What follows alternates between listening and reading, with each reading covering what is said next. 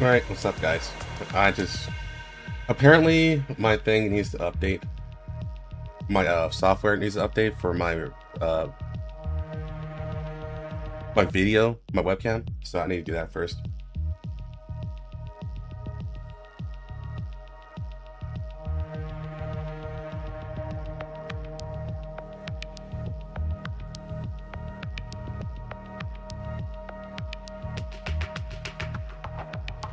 It's really dumb though,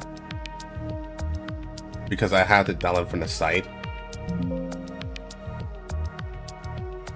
It doesn't actually do anything. If you try to do it from the thing itself. It's so dumb, but whatever.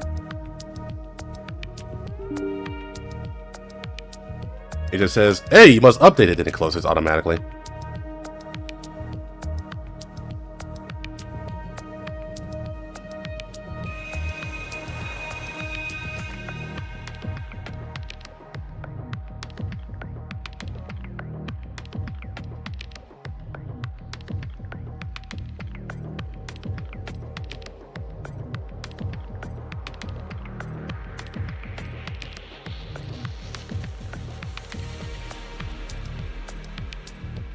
So Hero, about that epilogue, who's Leva referring to that SF doll? So, I don't want to talk about in-related stuff on a global stream, but I will go ahead and answer that.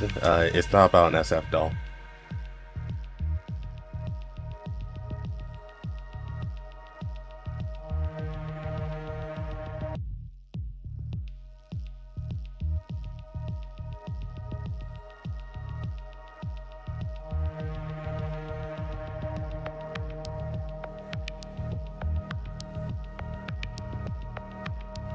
It'll just freeze again and you'll take it down for 90% of the stream. I mean, honestly, probably. They're gonna try.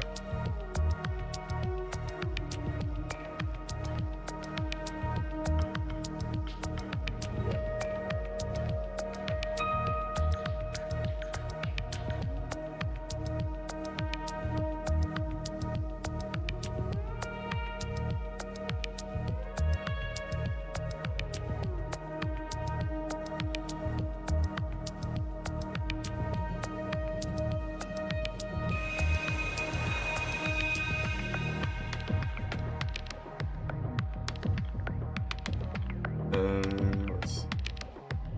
There we go.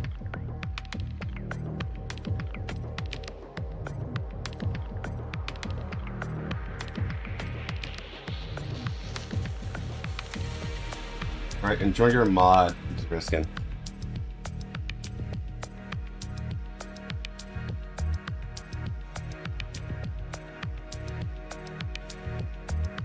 Was yeah, Mirror, the longest event we had so far. Yeah. Definitely felt like it at the very least. Because part 1 was not very long for Corporsant.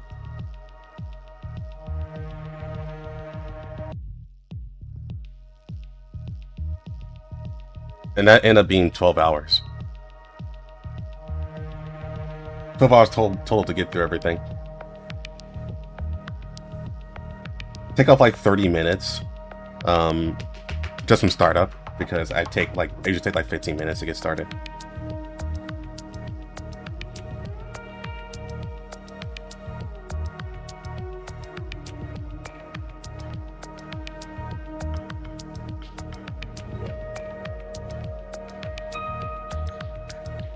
How many babies do you think Commander... How many babies do the Commander think Lainie will have?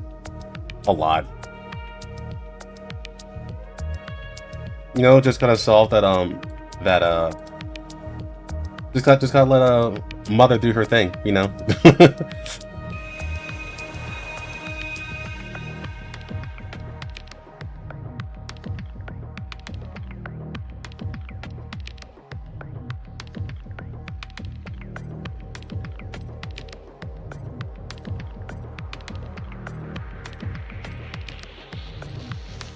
Yeah, very true.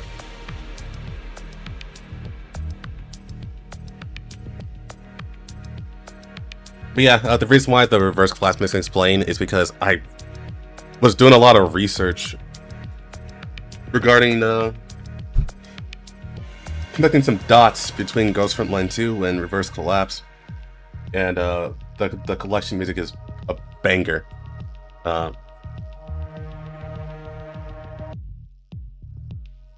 Yeah, I made some progress.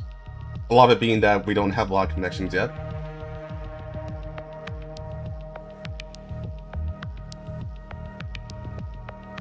There are some. Some things are still lining up, but others, they're definitely not. So.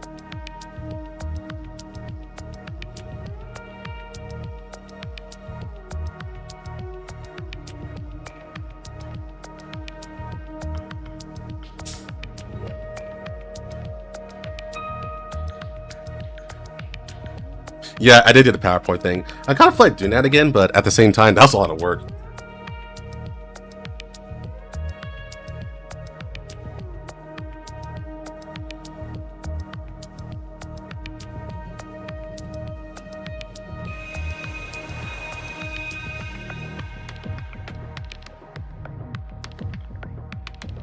Mosquito down. God damn it, Dylan.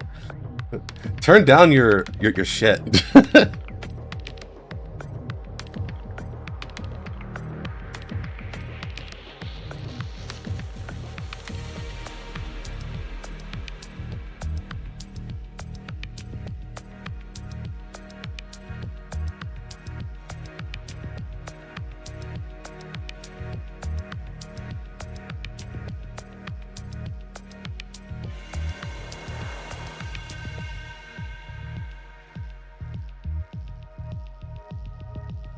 Not my fault. It was loud.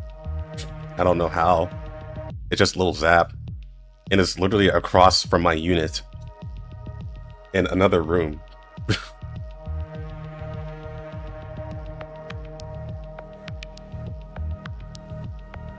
Yeah, I'll just give like a quick rundown because honestly I was thinking about making a video on it, but I think the only thing that I would make a video on is just proving it. Some fan theories, which I've been going across the internet. But yeah, I think the biggest conundrum that I've been running into is just Helena.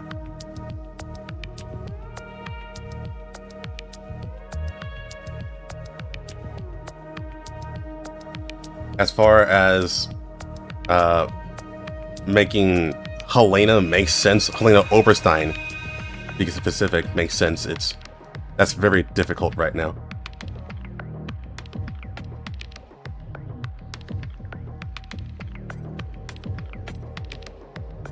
The whole strike and blood tentacle thing, there is some circumstantial evidence, but there's not really anything definitive that would make it say, oh, we're actually dealing with strikes right now. We can't see that just yet. Or rather, we can't see that at all. Because it's just not plausible at the moment.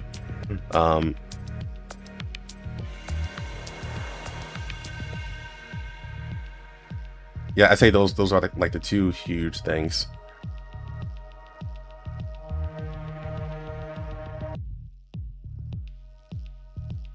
And yeah, and William's age. William's age is fucking insane at the moment.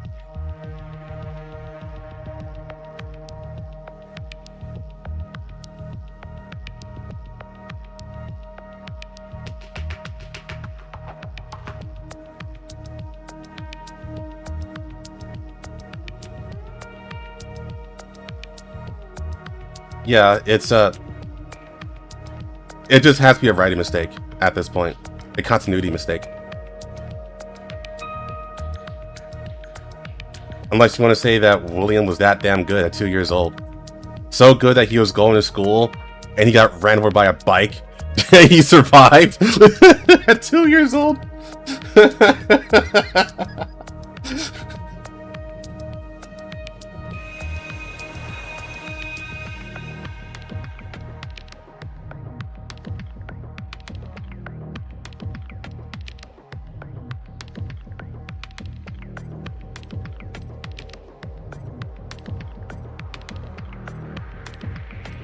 Like, you know, surviving that, end up shooting a man at 2 years old, and ending up killing a woman and turning her into a Nito at 2 years old. Yeah.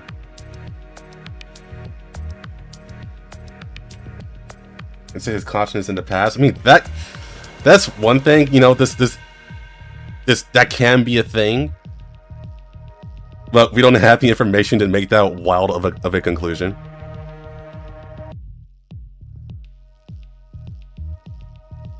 Yeah, killed Licorice at 14 with an assault rifle.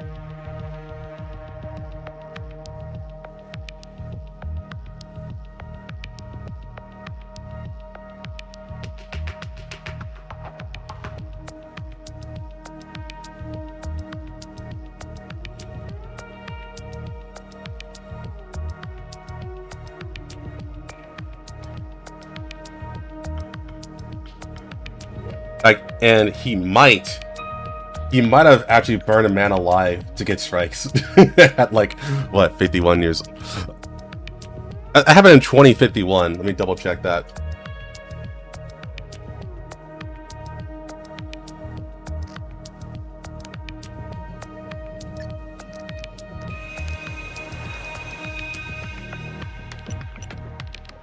Oh yeah, 2056. So yeah, that'd be 9 years old.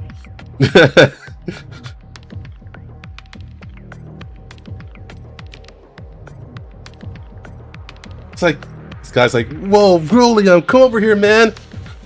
Come over here, 9-year-old boy. I just created strikes. And then he comes over, and then he burns a man alive to get the strikes. At 9 years old.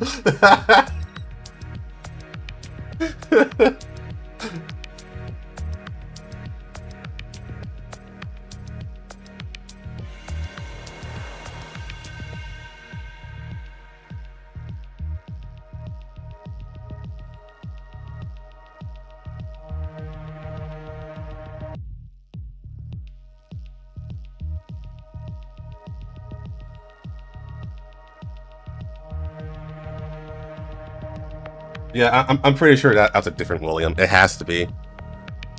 Doesn't make sense otherwise.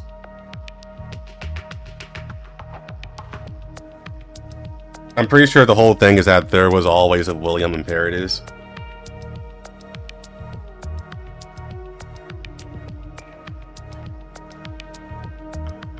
No, I ate cereal. Dude, I had Fruit Loops.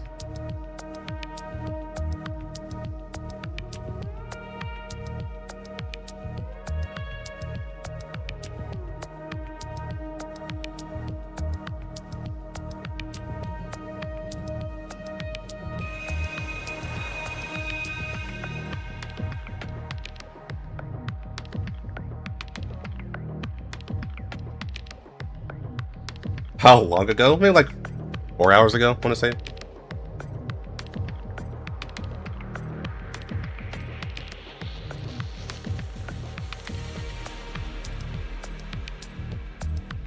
So yeah, it could have been that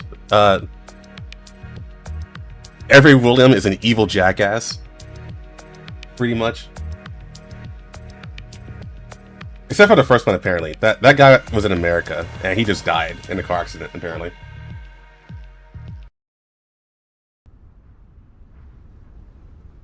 Dude, eat. I already ate. I'm fine. I got peanuts as well, by the way. Oh, there's no music. Hold on.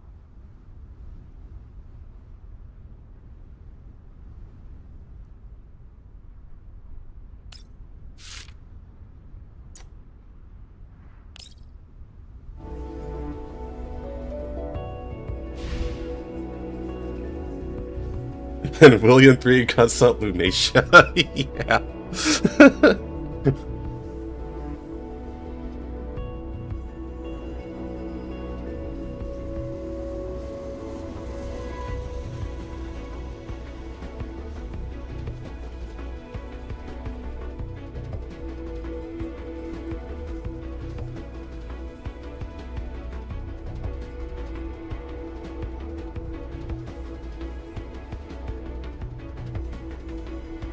Yeah, William 3 could have been Well, no, she never used the name whatsoever. So yeah.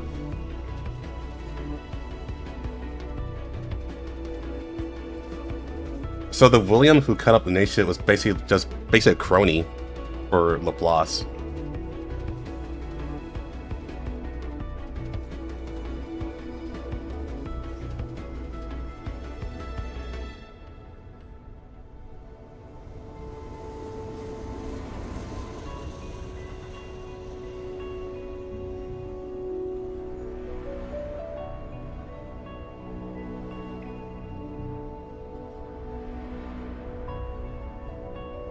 I think it's just one of those things where they wanted everything in the same universe. So due to that, they must create a timeline, but they're trying to leave enough room to squeeze things in, and during that process of squeezing things in, some things just get lost in translation.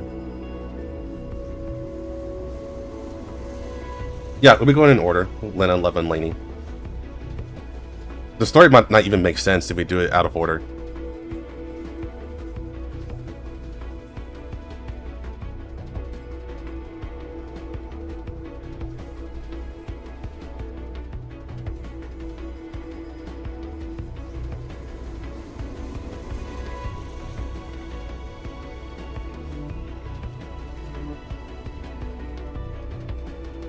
Yeah, I'm getting up my thing now. I got distracted by all the talking and people complaining that I don't eat.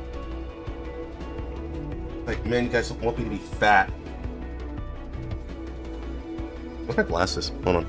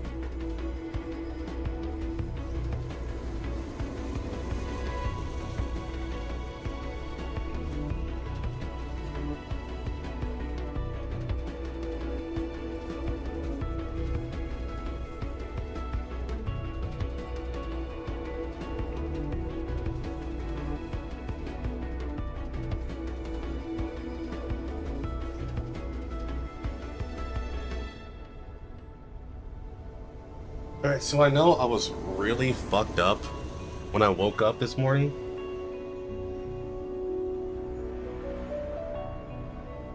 So I might have just misplaced my glasses. Not like I need them for this. My eyes are just fine for this type of stuff. In fact, they're probably better without my glasses if I'm completely honest. But yeah, it would be nice to find them, but yeah, let's not worry about it. I'll look for it later.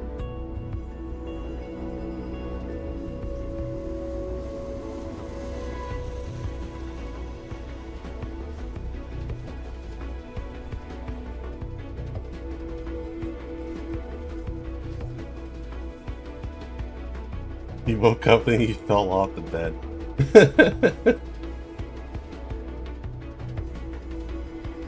Honestly, it was kind of close to that, yeah. Basically, I woke up and it was time for me to sit down and actually work by waiting for calls, but I was so fucking tired that I actually called off work today just to sleep.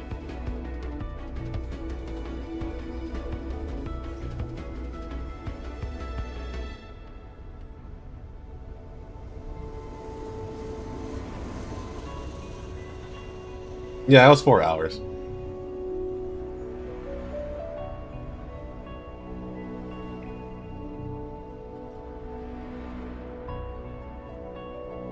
Doesn't eat right, doesn't sleep right.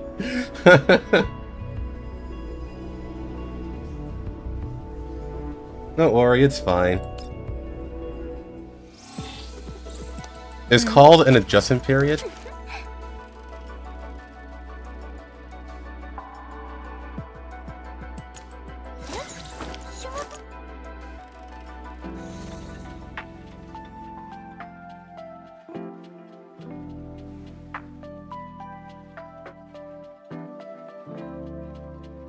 A health guide? Nah. Oh, not guess. We're already done there.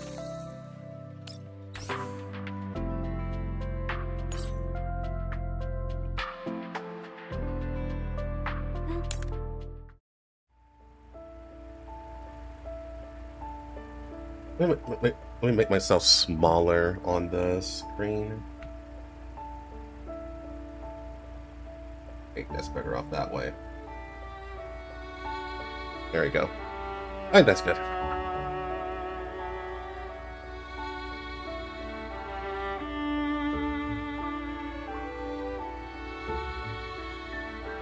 Oh, bigger. No. Not going bigger.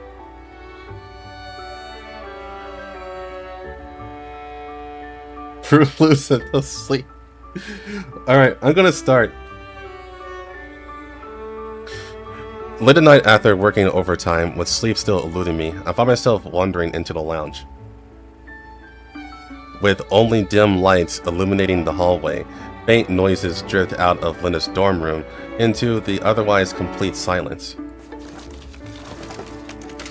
Hey, can you hear me? Simulator number 996? Weird. Lost connection already? I knock on Lenna's door. Lenna? Yay, it's back online. Let's try again. Lenna's muttering can be heard from inside the room. She is completely oblivious to the knocking. I then push open the door myself.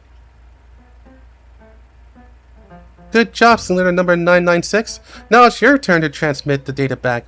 You got to succeed. With her VR helmet on, Lenna is fully immersed in her world.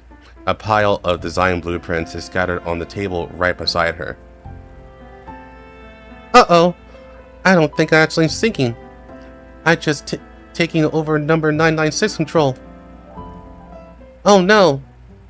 What are these error messages and crash logs? I can't turn it off. Oh, what do I do? For some reason, Lenna starts flailing around frantically. Her wrist hits the corner of the table, and she gasps instinctively. She steps in, and I step in and help Lenna remove the helmet. Whew, I'm safe. Thank you so much. Commander. Perhaps because I just helped her escape some sort of impending disaster, Lenna's eyes sparkle as she excitedly holds my hands. With her small hands and chilling fingertips, I can almost feel the faint warmth of her palm even through the gloves. Commander, thank goodness you showed up. I thought for sure I was done for and that it would be days before anyone came to my rescue. Really? Don't Kalina and Leva usually check in with you every day? Well, they're always so busy with their own work. Plus, I'm on vacation now. Right, I haven't welcomed you yet. Please, have a seat, Commander. Is there a reason you came here so late at night? Lenna pulls me towards the only chair in the room, then jumps onto the bed herself and sits on its edge. Let me guess. Is it to ask me out? If it's with you, Commander, I got all the time in the world. I just happened to notice the commotion in your room while passing by since I couldn't sleep. And you? Why aren't you in hibernation at this hour? I need to spend my precious vacation time on. Well, that's the Lenna secret. Lenna quickly covers her mouth and shakes her head, making sure she doesn't accidentally blurt out her little secret. I see, but even so, don't forget to hibernate and perform your maintenance checks regularly. Yes, yes. I will, Commander, so don't worry about it. Lenna nods energetically and lowers her hands. She then pauses for a moment, looking quite conflicted. Well, I guess it can't hurt to tell you. You're Commander after all, and the simulation test has failed yet again. Seeing Lenna's troubled expression, I let out a sigh. Feel free to tell me about your secret plan if you need any help, Lenna. I promise I'll keep it between us. I can't sleep anyway, so there's plenty of time to figure out what's wrong together. Lenna wrestles with herself for a moment, then clenches her fist in determination. The truth is, I'm trying to develop a special signal plugin during this vacation, Commander. It's something I've been drawing up for a long time. Special signal plugin? Yep, an all-weather, unrestricted, long-distance communications plugin that will help me stay in touch with my family. Sorry, family! Lenna seems to have mustered all her courage to squeeze these words out. After finishing, she closes her eyes, not daring to see my reaction. Huh? Yeah? Not going to dismiss it? Or make fun of me? I've pitched this idea to Perska in the air before. Wait, where the fuck has the air been? Only to be made fun of for my own naivety. They're so inconsiderate. That's why I didn't want to share it anymore. The fact that you didn't dismiss my idea outright is almost making me tear up, Commander. I can see where Perska and Dia are coming from. Honestly, you shouldn't get your hopes up.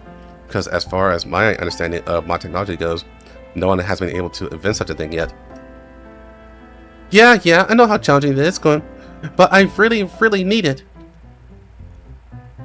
Also, doll brothels. What the fuck? May I ask why you're so insistent? What do you hope to accomplish with such a plugin? Well, part of the reason is that since everyone in 404 now has their own duties and responsibilities unlike before, it's not always possible to get in touch when I'm with them, when I miss them. That includes you, Commander. Even when you're on my mind constantly, there's nothing I can do to convey my longing. After experiencing all of that, it's only natural for me to want my family to be more tightly knit, right? Don't you think so, Commander?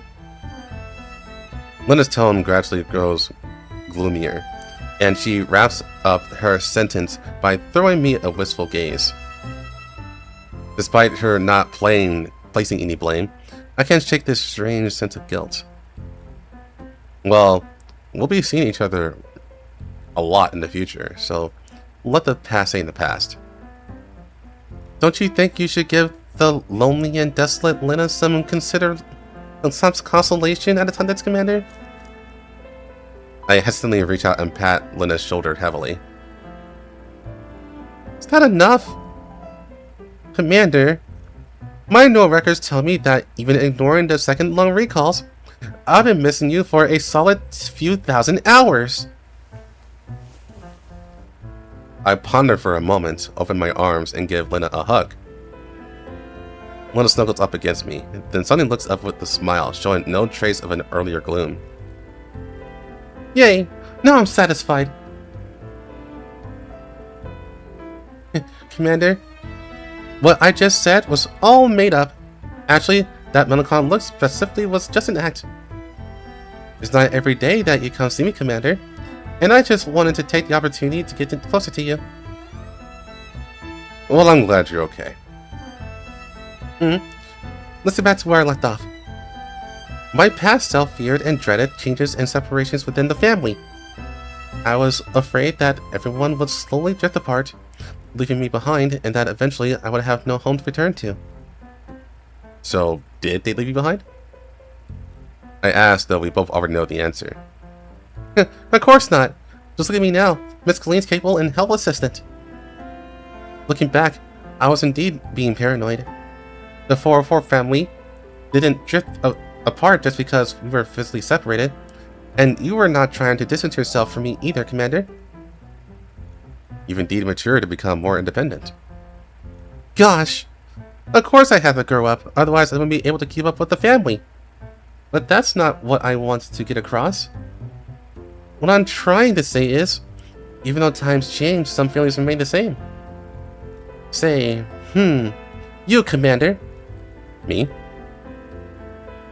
Although I can now rationalize that the temporary separation was the right decision, back then, I simply couldn't control my longing when I had the excess computing power to overthink it.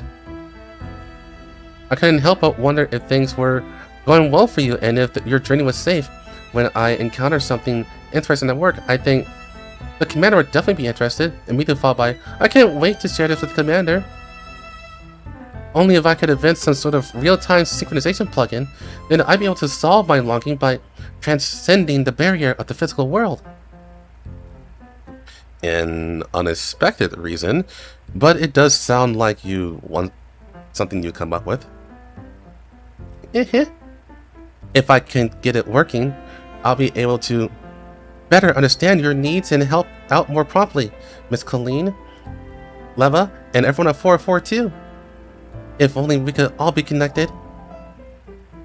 It's indeed an interesting idea, but I gotta say, based on what I know of Leva, Yes? What's up with Leva? Are you sure you don't want to get her opinion before you continue with the development? I reckon it would be quite challenging to get Leva to sign up for a real-time synchronization plugin.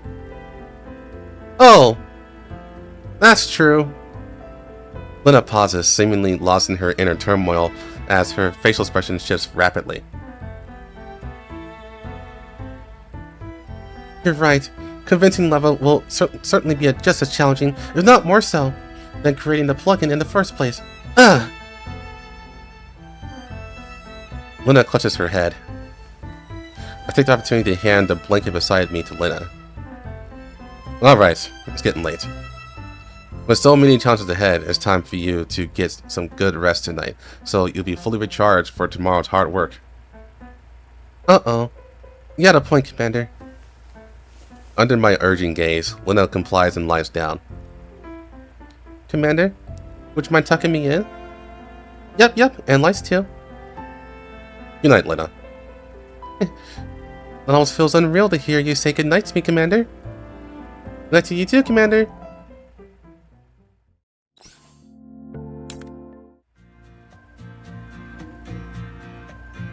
One morning, I walk into the ops room, ready to start the day's schedule.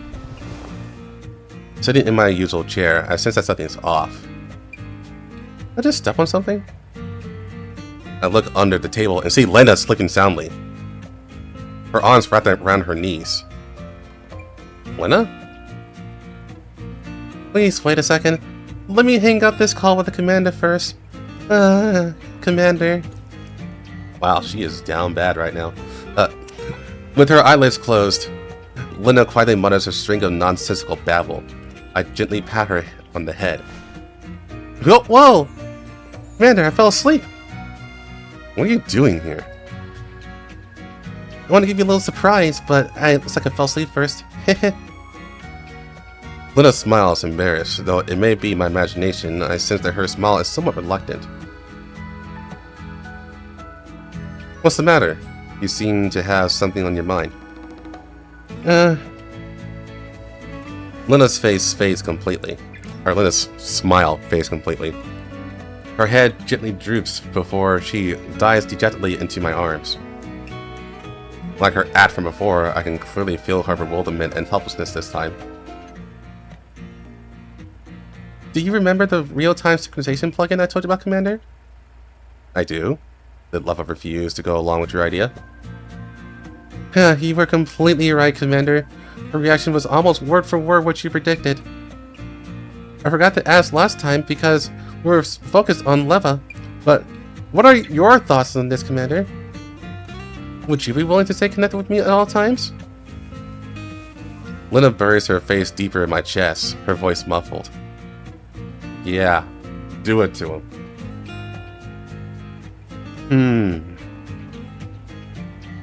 Lenna's evident bad mood makes me hesitate to answer. Instead, I pat her on the head and choose to deflect the topic for now. Did something happen between you and Leva? Nothing serious. It's bound to happen at some point. I just accidentally slipped up about developing the plugin during the call and... Lenna chokes up and begins treating me like a giant plushie, tightening her hug even more. Leva was so heartless! She rejected my idea outright! Lenna's voice carries a hit of grievance, so I gently stroke her back to soothe her. I'm not sure what to do now, Commander. If the purpose of my synchronization plugin is to close the distance between users, yet no one wants or even needs it, then what's the point of my effort? Yet if I give up on it, what else can I do to substitute for it? Your goal is to keep the family knit, right? We humans have many other ways to achieve that. Yeah, can you share some insights with me? Being for humans, no family stays bonded together for life. However, as a good family often has shared thoughts and beliefs, they tend to make similar judgments when faced with comparable dilemmas. And in these decisions, that end up leading every member in the same direction, and as the pack converge, eventually back together. I'm having trouble wrapping my head around that. But for some reason, listening to your words makes my neural claw feel all warm, Commander. Have I interrupted you? Please continue. Lenna seems to be slowly calming down. Although it's unrealistic to maintain that connection in the material world, I believe everyone's spirit and aspirations can remain connected. Lenna looks up at me, her eyes sparkling once again. What should I do then? How can I get the family to stay connected? I try to come up with suggestions that are easy to implement. If you ask me, I think items with symbolic meaning would suffice. Till you craft something that symbolizes yourself, Lenna. And then every time I see it, I will be reminded of you and the support you're giving me. That's so. That's much simpler than I thought. Lenna ponders for a moment, her expression softening. I can't help but take the chance to pinch her cheeks. Commander! It's difficult to talk like that. Lenna shakes her head to dodge my hands. As our eyes meet, Lenna's familiar genuine smile finally returns to her. You must be some kind of wizard, Commander. Somehow you always manage to make me feel happy and relieved in no time. Thank you for consoling me and giving me advice, Commander. I'll carefully consider your suggestion. Actually, I already have some ideas popping up. You're more than welcome. Feeling better now? Yep, thanks to you, Commander. Is it your working hours already? I've been bothering you for so long. It's fine. Commander, no need to worry about me when you go back to work. I'll go and carefully draw up my new plan. Lenna lets go of me and hops out of the ops room gleefully.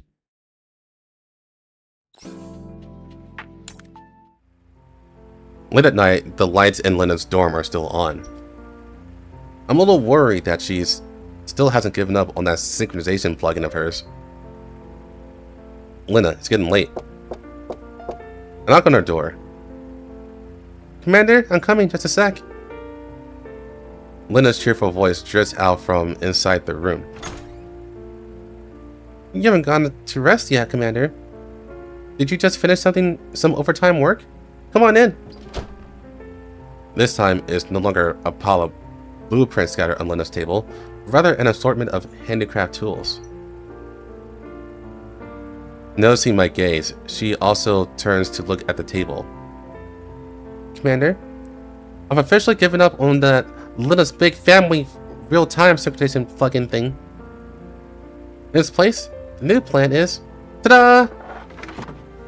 Lenna shoves me into her chair and wheels me around so I can get a closer look at her toolset. It's now Lenna's Labor of Love giveaway. What does that even mean? Well, you know, after carefully considering your suggestions, I started experimenting with handicrafts. I put all my heart and soul into the creation of these little things. Hopefully that will let my longing reach the family properly. Sounds like a lot of fun. I'm sure it'll work out.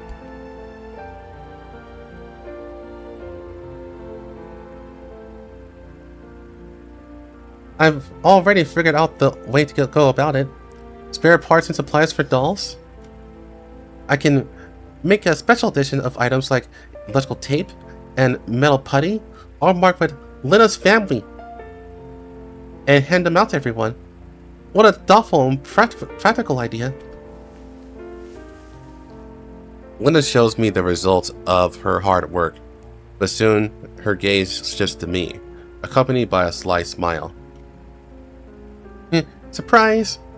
I just took advantage of the moment you were distracted and let the Lenna token on you. Go ahead and try to find where it is, Commander. I look down and check myself, but I can't find anything unusual. Lenna's grin grows wider. She passed my right shoulder while giggling. I reach after her, but nothing's there. Oh my! I've remembered, it's actually here! Lenna leans into my left cheek and gently pats my shoulder, but when I reach after her, there's still nothing there. You're making it hard for me to believe that you misremembered. Come on, Commander. Just play along. It's for real this time. Over here. Lenna lightly taps my lower back. As I reach out, I finally feel a small object there. Let me get a few, Commander. Lenna removes this mysterious handicraft and hands it to me. Turns out it's a Velcro patch. This design. It's Lenna wearing a heart. The fact that you got this meaning right off the bat means that my feelings have successfully reached you, Commander. It's actually, Lenna's always thinking about you. As I detach myself. Pretty neat, huh?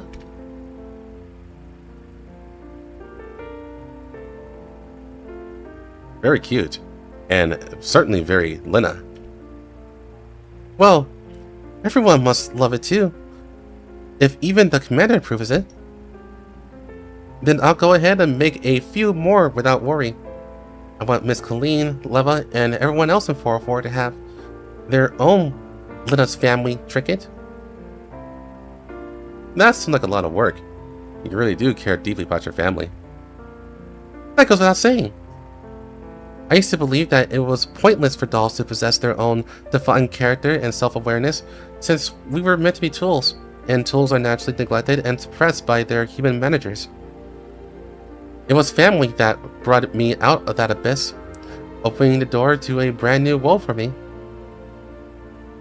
It's when Leva saved you from those doll traffickers, right? I know that story. Yeah, he read my videos. Yep. Now there's so many more members of the family. It was by your side that my heart felt warmth for the first time. As such, I also want to bring that same warmth to everyone.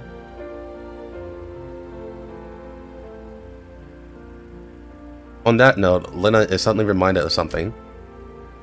By the way, Commander, is there anything else you've been eyeing lately?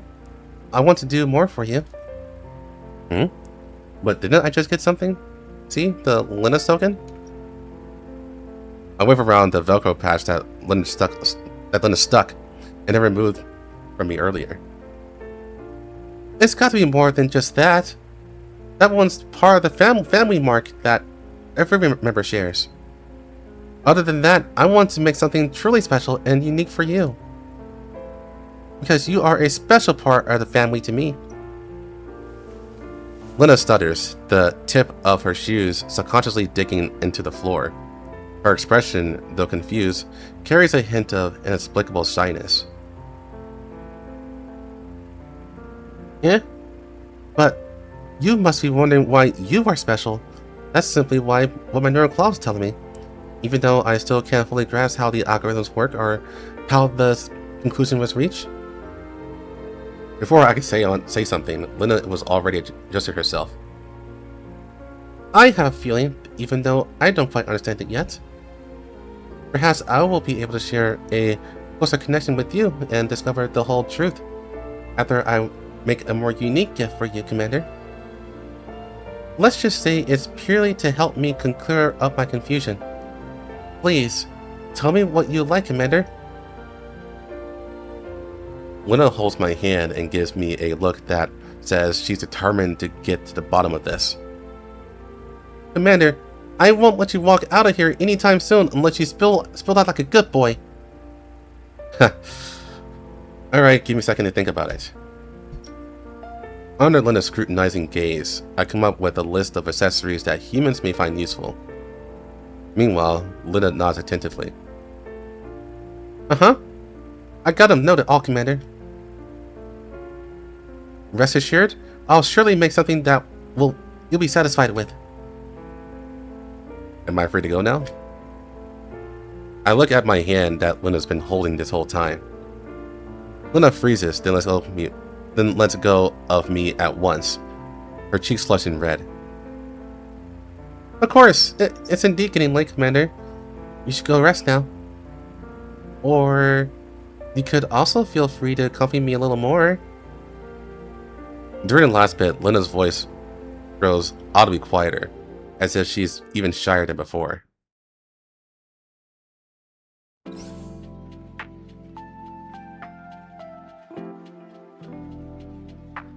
Lenna, I love your fact. Man, then she must be mad Lainie's there now. But she's even fatter. In the afternoon, Lenna arrives at the ops room. May I come in, Commander? Of course, Lenna. Lenna comes in and bounces along with her hands behind her back. It's like you're in a good mood. What's the good news? Leva's finally agreed to the Lenna's family patch on our backpack. There's a backpack? Okay. The process took some effort, but Leva didn't seem to mind much, at least verbally. But from what I know of her, she genuinely seems to like my gift.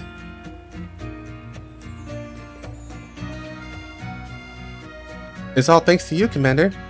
Your suggestions were super duper helpful. I'm glad you both came out of it happy. Now let's get down to the real deal. I know it's not a holiday or anything, but I have a gift for you, Commander. Lenna reveals what's hidden behind her. She presents me a large, fluffy object with both hands. Remember the list of accessories that you gave me last time? So that I can make them for you, Commander? Look, it's my handcrafted King of Lions headdress. Please accept it, Commander. I also made one for myself. If we both wear them, we'll have a pair of lions here. After a quick glance, I realized that the hat is fashioned after a lion's mane. Wow, that's very cute. Thanks for the gift. Where did you get the idea to make a lion's hat? My name comes from lion after all, so I decided to make it into my mascot. As for why it's a pair, dolls and humans are simply too distinct from one another. You said before it's the shared similarities that bring family members together, despite their differences. Therefore, I want to create more similarities between us. With it, even if we're temporarily separated, perhaps we'll be able to find each other sooner than before. I never want to be apart for that long again. Lenna looks at me with a hint of grievance, her eyes still sparkling. Thinking back on those times apart, I can't help but reach out and caress Lenna's head. That's all behind us now. Yeah. Lenna nuzzles against my palm and smiles brightly again. Why don't you try it on now, Commander? I also brought mine. Let's take a picture together with the hats on. Lenna says before whipping out her own hat and an instant camera. She stares at me, my silhouette being the only thing reflected in her eyes. Her gaze is of such intensity that I realize this is no request that I'm in a position to refuse. I hope this hat will remind you of me whenever you see it, Commander. Please share more of your longings with me, preferably after as much as I long for you, Commander.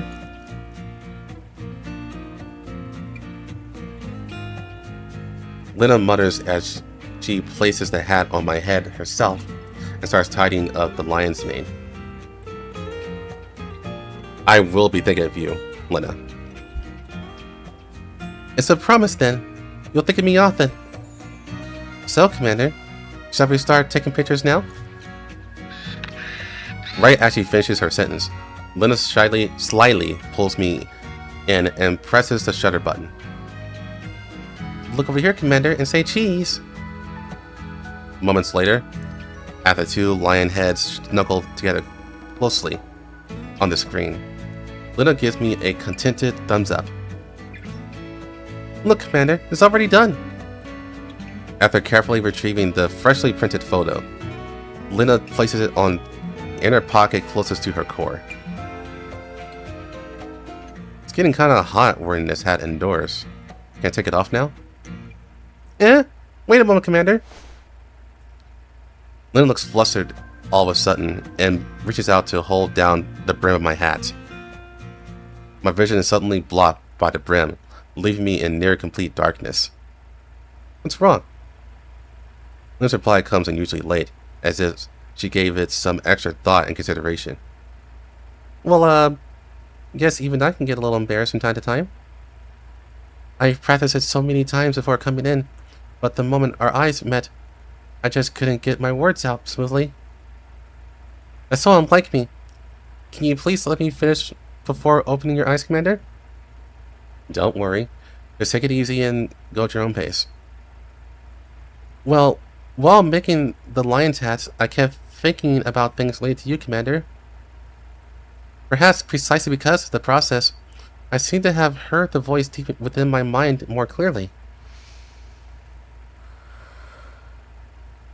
Lenna takes a deep breath beside my ear. With my vision obstructed, I can hear her movements more clearly and even feel every breath of hers.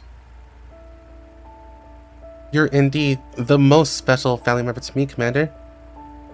At first, it was because of how you treated dolls completely differently from other human managers I've encountered before. You are the very first human who has ever taken me seriously, considered my feelings, and tried to understand me. Your words have always brought me support and comfort and warmed my heart. Being indulged by such a commander, it's hard for me not to rely on and long for you. With one hand still holding down the brim, Lenna uses her other hand to gently caress my face. Through the furry hat, I can faintly feel her fingers brushing across my forehead and the tip of my nose. I've carefully analyzed this for the past few days, Commander. When I miss Colleen, or Leva, our Frank's temperature and energy consumption don't rise significantly. However, it's a different story when it comes to you. Just like right now, my body's getting warmer and warmer. All this must be because of you, Commander. You are the most special person to me. You must have spent a lot of time thinking this through. I'm really moved, Lenna. If your frame needs any maintenance, just let me know. It's not that my frame's malfunctioning, Commander. You really are as dense as a brick! What do you wish me to know then, Lenna? In return for your gift, I will do my best to satisfy any wish. Don't say that right now. Lenna finally helps me remove my hat. I stretch my neck around and almost bump into Lenna's face, making her already flushed cheeks blush even more. My wish is that you can always stay true to yourself, Commander. Though that does feel like going a bit too easy on you. I think I know. It's too late to back out now, Commander. What do you want me to do? I deliberately put on an ancient look. Can you hold me and hug me a little more? Just let me stay by your side like this a little longer. Lenna dives into my arms, her blushing cheeks brushing against me. I instinctively rub her face. It is a little warm. Told you it's not about the temperature. Please focus on pampering me, Commander. Lenna grumbles brattily while burrowing deeper into my arms. We keep embracing each other like that for a good long while, until both our bodies are warm and Lenna is willing to let go. Alright. You still have work to do, right, Commander? Wouldn't Lenna be the one doing the light locking?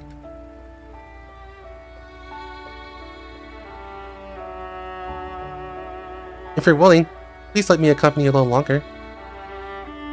I have experience as Miss Colleen's assistant, so don't worry about me interfering with your work.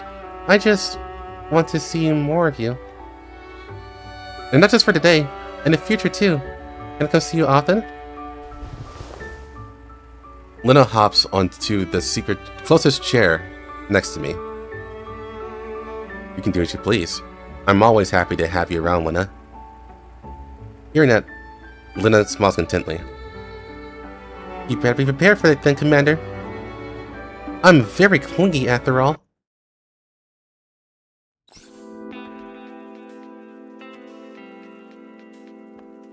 Alright, give me 1 second.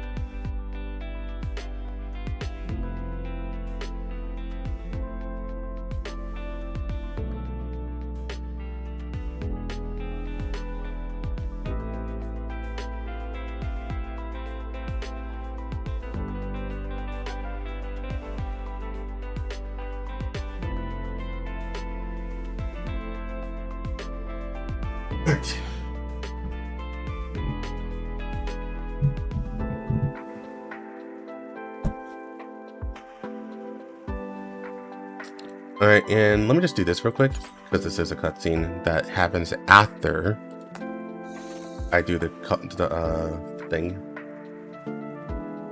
Where is it? It should be here. Yeah.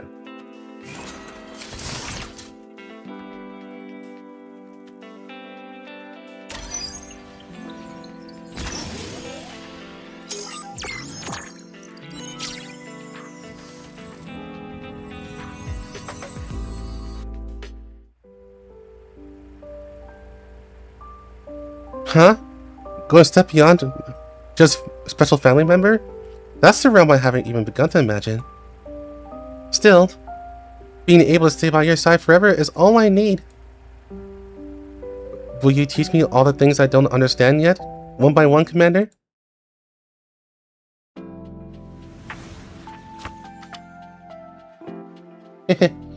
Finally, we're family forever, Commander.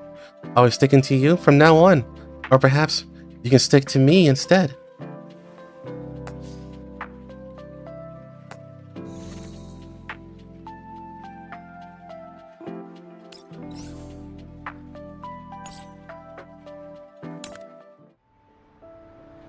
On a rare quiet evening during our rest in the White Zone, Lenna proposes to take me to her favorite view. Oh my god, guys. Jesus fuck. Oh, this is what usually happens during Affinity scenes. Chat is a little bit more unhinged than usual when it comes to Affinity streams. Following her brisk steps around a sharp street corner, she extends her arm to me.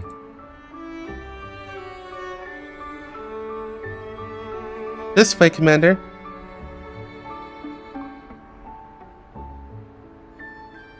Be careful. The steps are quite tall here. Let me hold on to you. It's not that terrible. Lenna still reaches out her hands and clasps mine. She begins to lead the way while walking backwards. That was just an excuse. What's more important is that I get to hold your hands, Commander. What's up behind you, Lenna? No problem. Since you're keeping watch for me, huh? And you'll let me know right away if something pops up, right? I'm kind of on you. Even if my reaction speed can somehow keep up, the speed of my speech surely couldn't. Alright, come over here, or you'll have to keep an eye out for yourself. Seeing my adamant stance, Lenna switches to wrapping her arms around mine.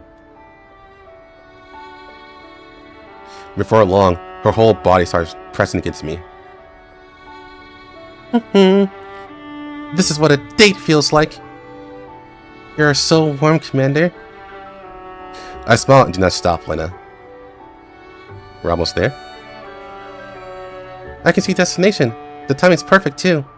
My plan is going flawlessly.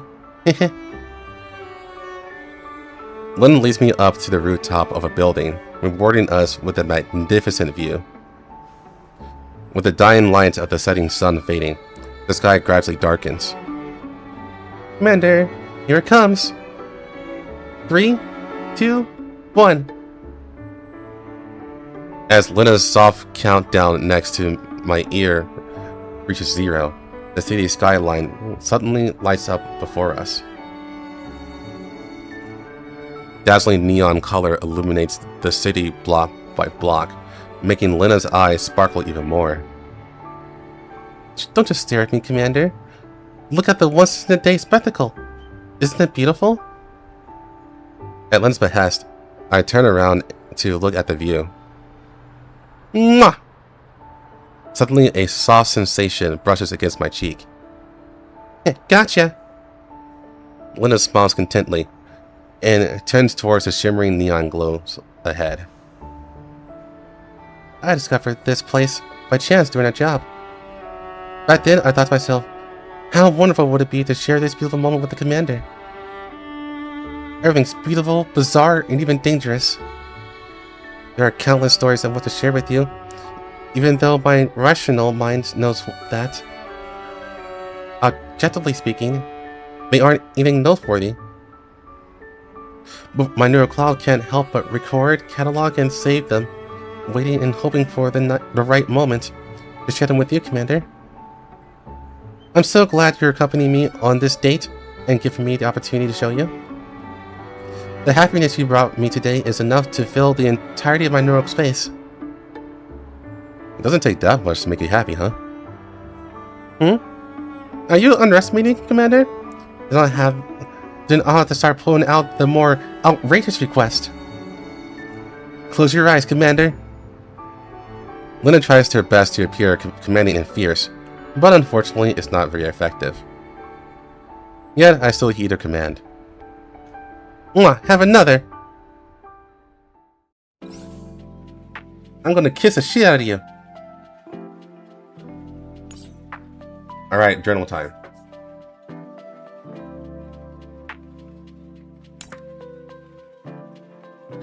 Original codename, UMP-9, founding member of Hyde 404.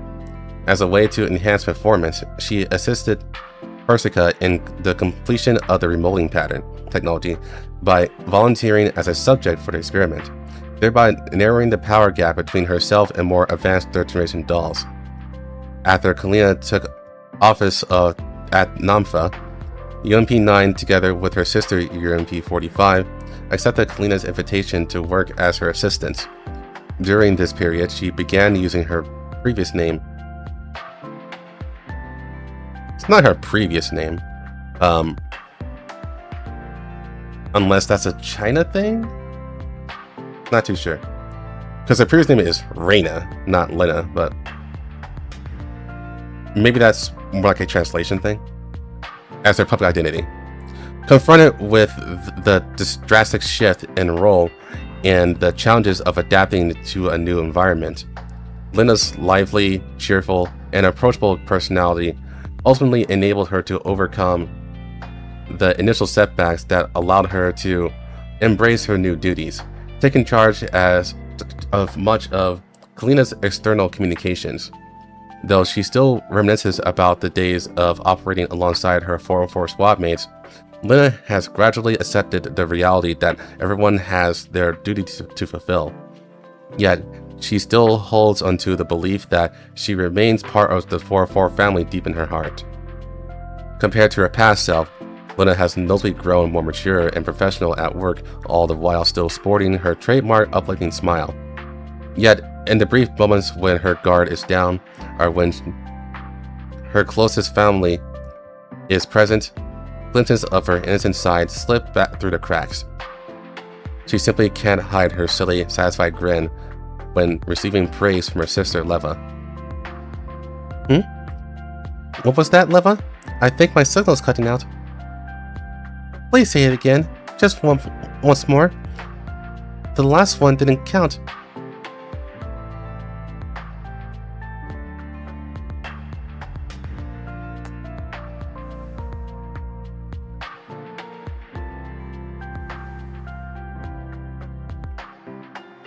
Well, if that's the case, it should have been Renna, not Reina, you know?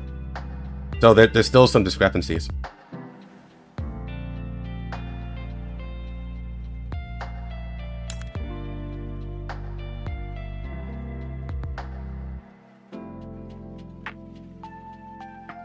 Gentle sunlight streamed through the glass of Kalina's office, pouring down on the two potted plants by the window. One of the plants was drooping while the other was also drooping. Lenna sets down the watering can, crouched beside the drooping plants, branches, and poked at them with her finger. Snap. The brittle twig broke off and fell to the floor. Why is this happening? I'm measuring the amount of water down to the millimeter. The temperature, humidity, and soil acidity, they all perfectly match the guide. Why are you two still withering? She stared at the easy care instruction sticker on the pot and double-checked its content over and over again. Geraniums. She'd got them from Persica just last month. Their listed feature included blooms all year round, relieves human fatigue, and easy to care for. Looking back at the drooping branches, that comment left by the engineer might as well have been silent mockery. With a helpless and wronged look, Lenna poked at the frail branches once again. You two, if there's something wrong, you can just tell me, you know? Naturally, no plan could possibly answer her. After a moment, Lenna stood up, gathered herself, and clenched her fist in resolve. Guess there's no helping it. I'll just get new ones. At least these ones last a week longer. That's progress. I'm sure I'll get it right next time.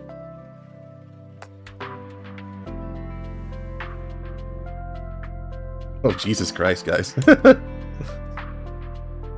As the assistant to Senior Counselor Kalina, one of Lenna's primary duties is answering questions and easing concerns. Hello, Mr. Counselor. You're calling about the result of the previous PMC qualification exams, right? Oh, you already talked to Miss Kalina before? Please hold a moment while I confirm that for you. Talking through the comms line dedicated to external contact, Lenna's tone remained warm and quippy. After putting the caller on hold, she gazed at Kalina, standing by the window with a thermal cup in her hand. Kalina shook her head with a subtle, snarky look. Lenna responded with a bright smile and an okay gesture before turning back to the call. Thanks for your patience, Mr. Counselor. I checked with Miss Kalina and the system remains. A series of shouts and curses came through the communicator, yet Lenna's expression did not change in the slightest. Haha, that's a good joke, but there's no way we deliberately make things more difficult for you. Yes, I understand. She nodded as she spoke, as though there were no way for the caller to see the expression she was making. The PNC you mentioned is certainly capable, but the NAMFA needs to consider matters from multiple aspects. As Ms. Kalina pointed out earlier, this PMC has not met the minimum registration time required for application, and some of their equipment has unidentified origins. So unfortunately, yes, you are right, but it would be a big problem if this causes damage to the reputation of NAMFA. And as you may know, we must ensure the authority of the RNC government. I'm glad you understand. A friendly reminder, failing this examination won't affect your future applications. I promise. Throughout the exchange, Lenna's voice remains steady and cheerful. Lena quietly watched as Lenna hung up the call and began humming a little tune as she proceeded to organize the meeting reports. And within 3 seconds of the next call ringing up, she briskly picked up the communicator again. I hate this job already. Hello, this is the office of the Senior Counselor of the NAMFA. How may I help you? Indeed, only Lenna can handle this job. Hearing Lenna's calm and friendly tone, Lena let out a reassuring smile and returned to her own work.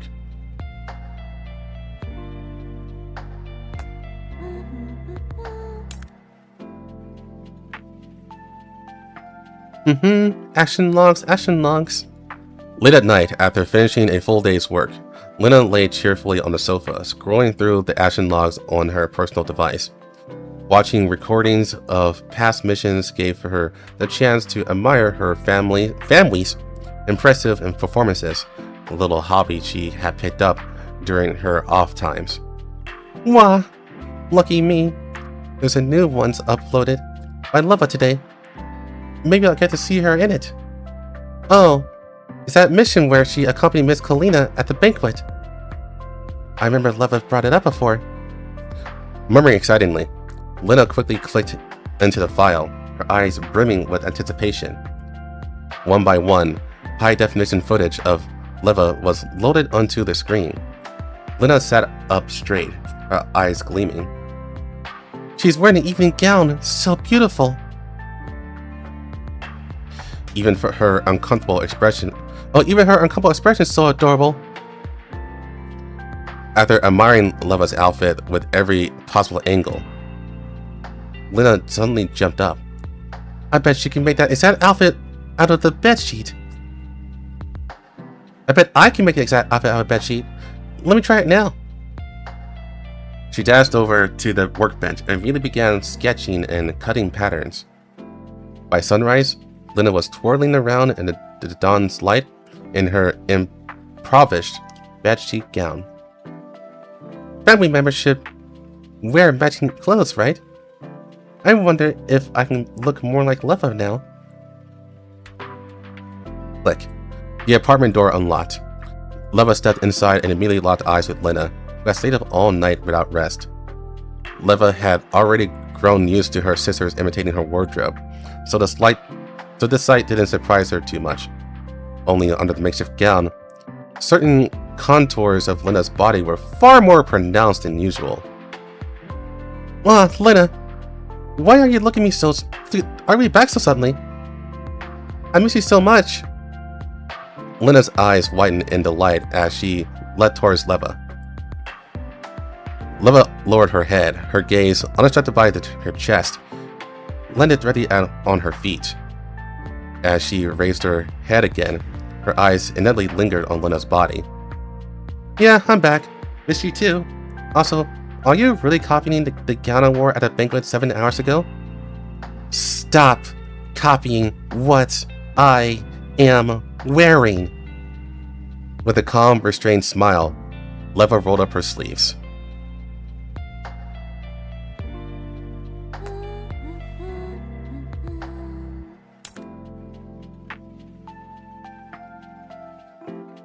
This record was captured during a certain New Year's Eve.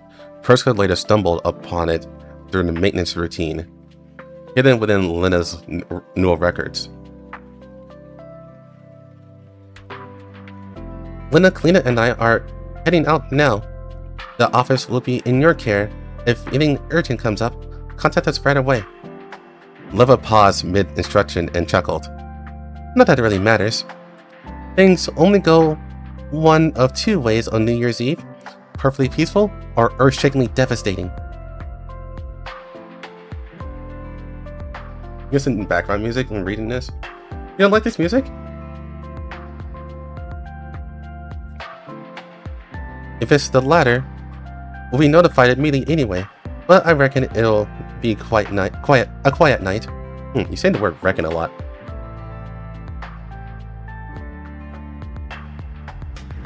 Lenna nodded with a bright smile. Don't worry, Leva. I'll be fine. Not like it's my first time pulling a night shift alone. Leva reached out and patted her head. One last thing. Although it's a little early, but Happy New Year. With that blessing, Leva waved her goodbye and stepped out of the office. The door shut automatically behind her, and from the other side came Kalina's teasing voice. Finally done with the farewell? We're just heading out for a few hours. Leva's response, along with their footsteps, gradually faded into the distance. Lenna's smile softened. She glanced around the now empty office. Somehow the place felt even colder with everyone else gone. I mean, that's only natural. Kalina and Leva were attending a government event. Fukai and Mekti were out on a mission that left herself in the office all alone.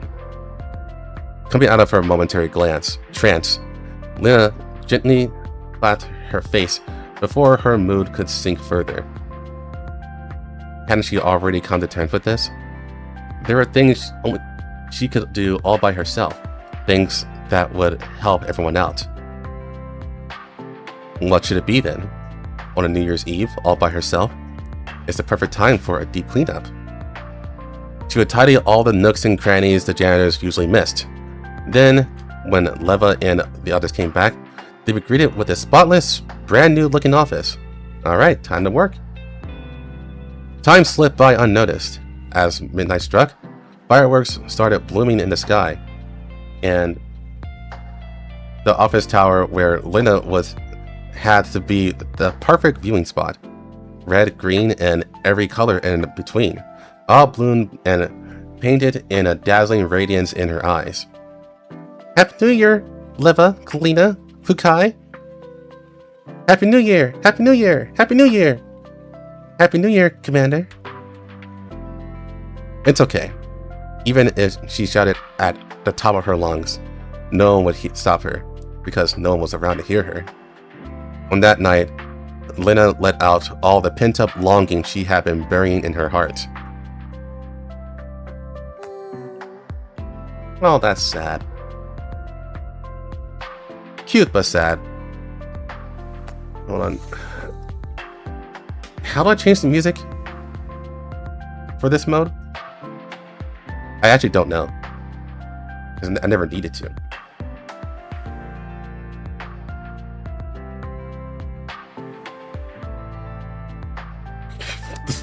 Dylan, what the fuck?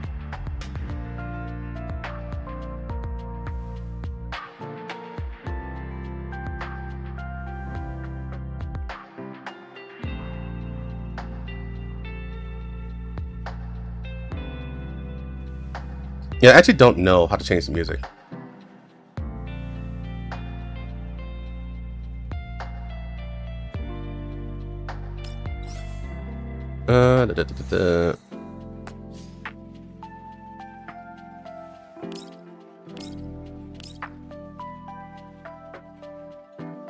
And neither does this. Neither does the guide, apparently. Is that the main menu?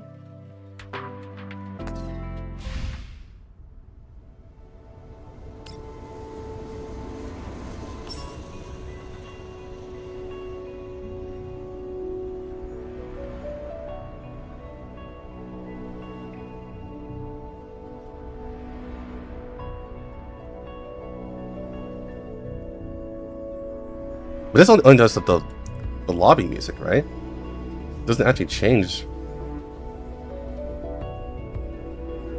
this. I'm pretty sure. Also, I don't want to change that.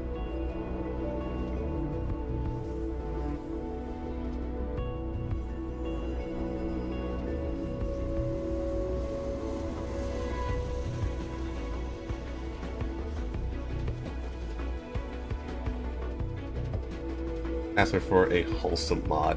That's funny.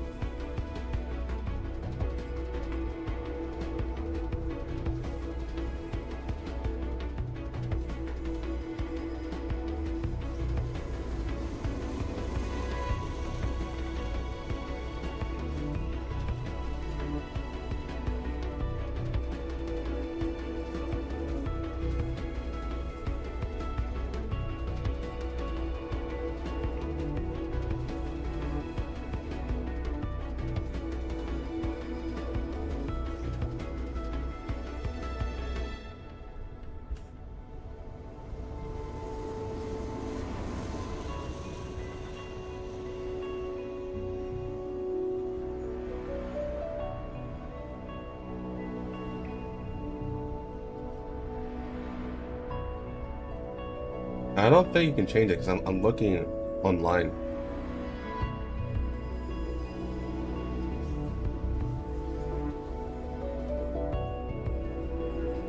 Yeah, you change it to crew deck for sure, 100%.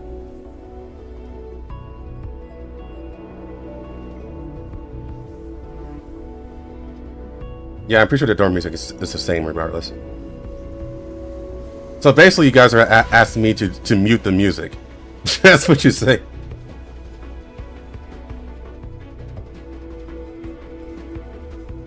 Wait, put on my own music. That's what you're saying.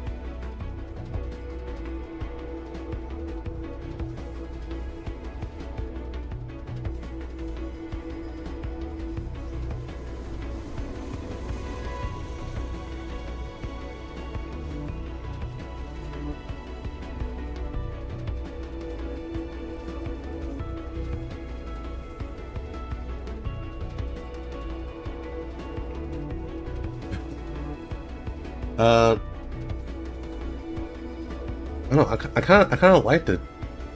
I like the door music though. It's chill.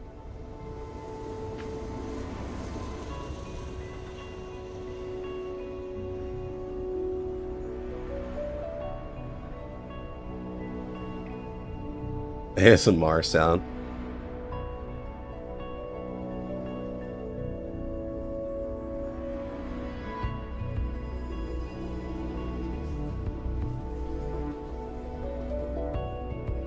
Alright, I'm just gonna go back. I'm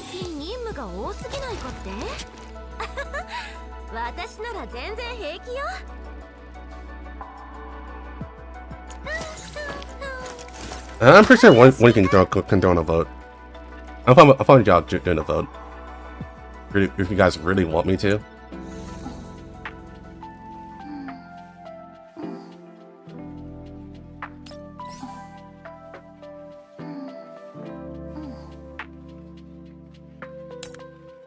First record 5, right? Got down to 4. Oh. So I got done with 5. Okay, it's 6.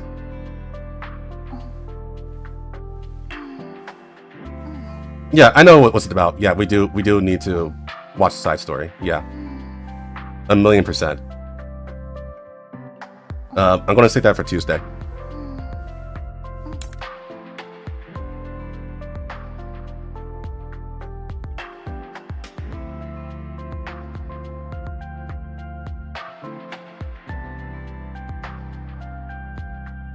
It was the third day of our rest in the city. I stood at the edge of the public square, unable to refrain myself from checking the letter in my hand over and over again. It was an invitation from Lenna. In it, she wrote that she wanted to give me a surprise here. From where I stood, the entire square was in full view, and yet I couldn't seem to spot Lenna anywhere.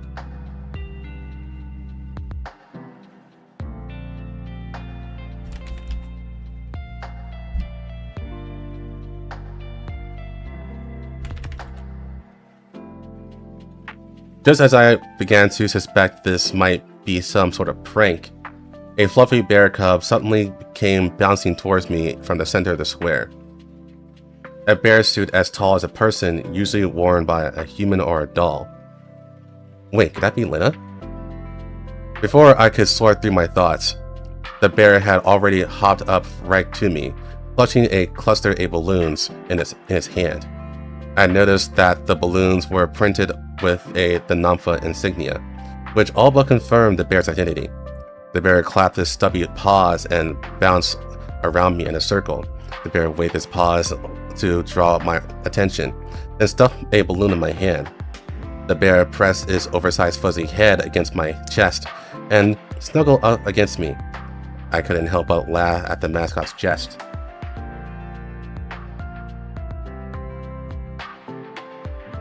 You finally laughed, Commander. Lenna's voice came through the bear, slightly muffled by my thick suit. That was part of the administration's regular public outreach program, and it's only just ended. I should have probably taken the headpiece off before we continue. Without further ado, she removed the suit's headpiece, revealing my own head.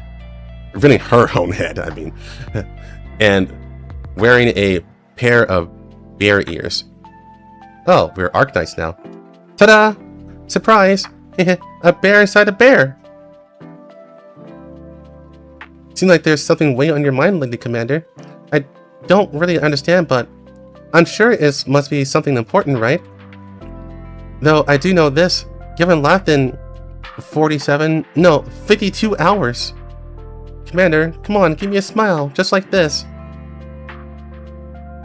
The bear, no, Lenna, cut my face with her round paws, trying to lift the corners of my lips into a grin. I know that this city like the back of my hand, Commander.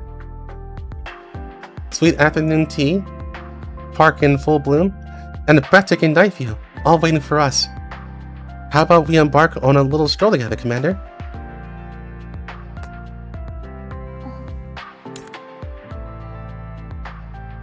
Alright.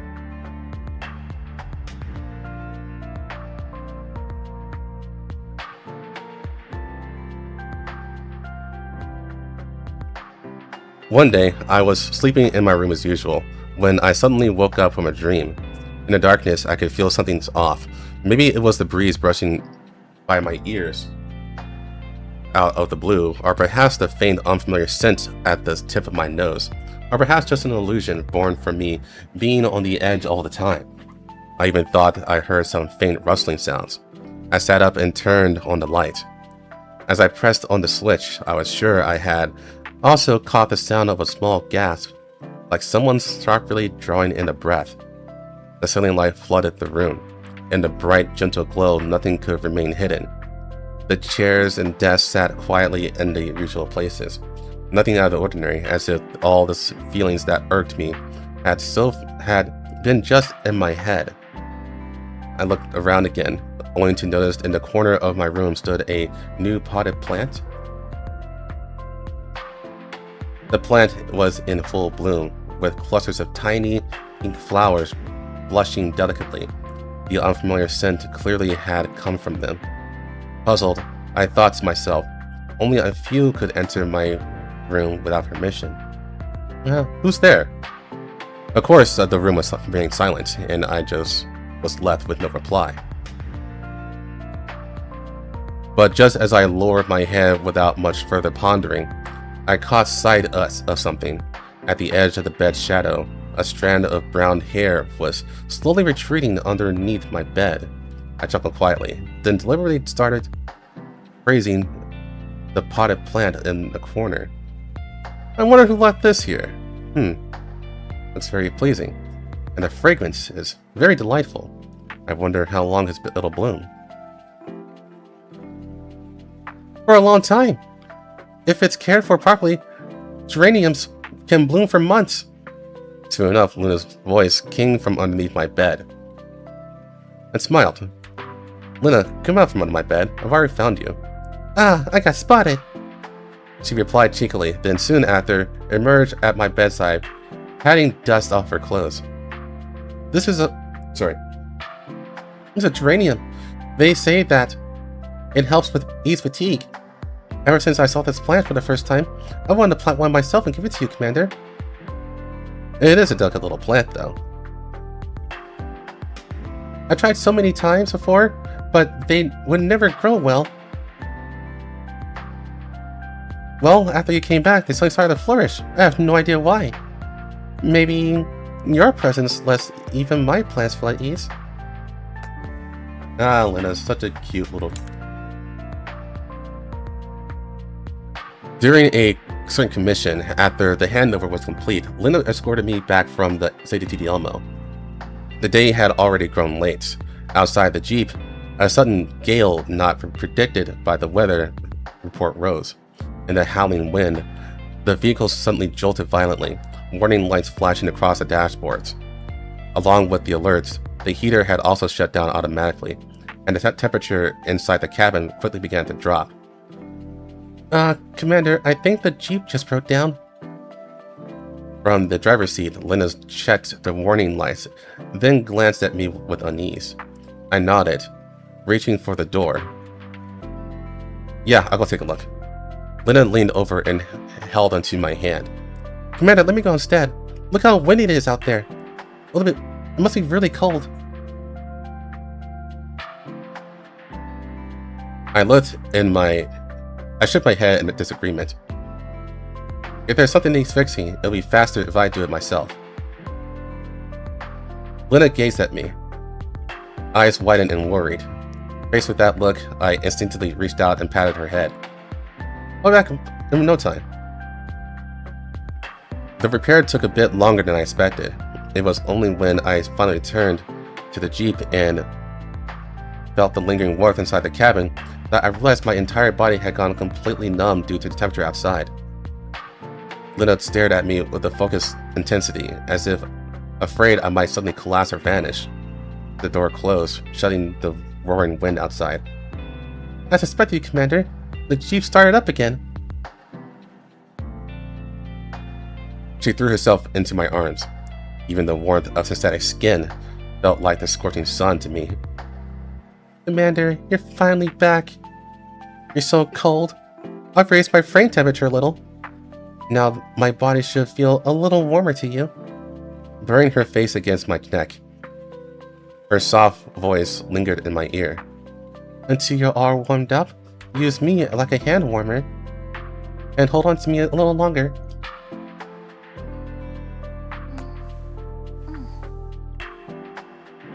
I just did this one right. Yeah. All right.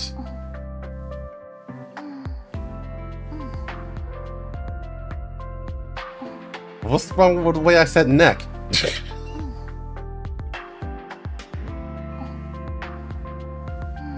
All right. Time for Leva.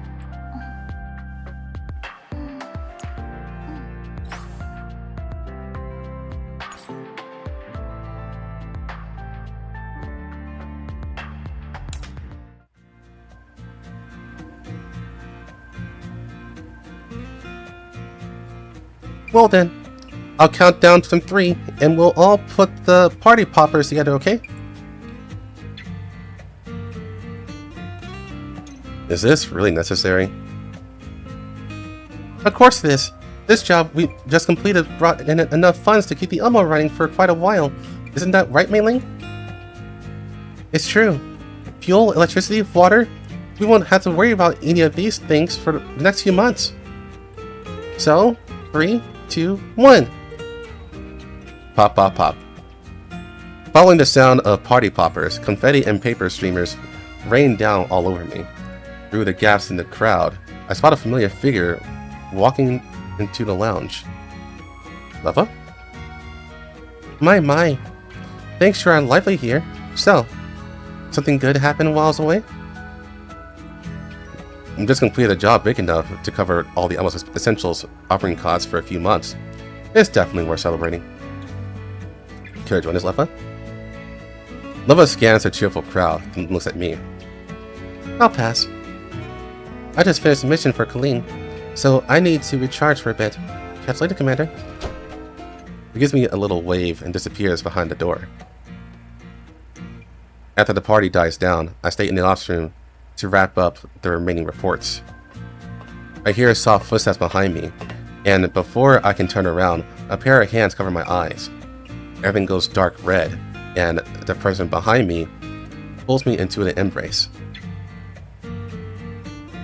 It's Leva, isn't it? How can you tell so easily? From what I know, you're not the only doll on board who can pull something like that. But she's wearing gloves. I saw them as you waved at me earlier, and then I reached out instinctively towards the back of my head, wanting to feel a sudden chill run down my spine.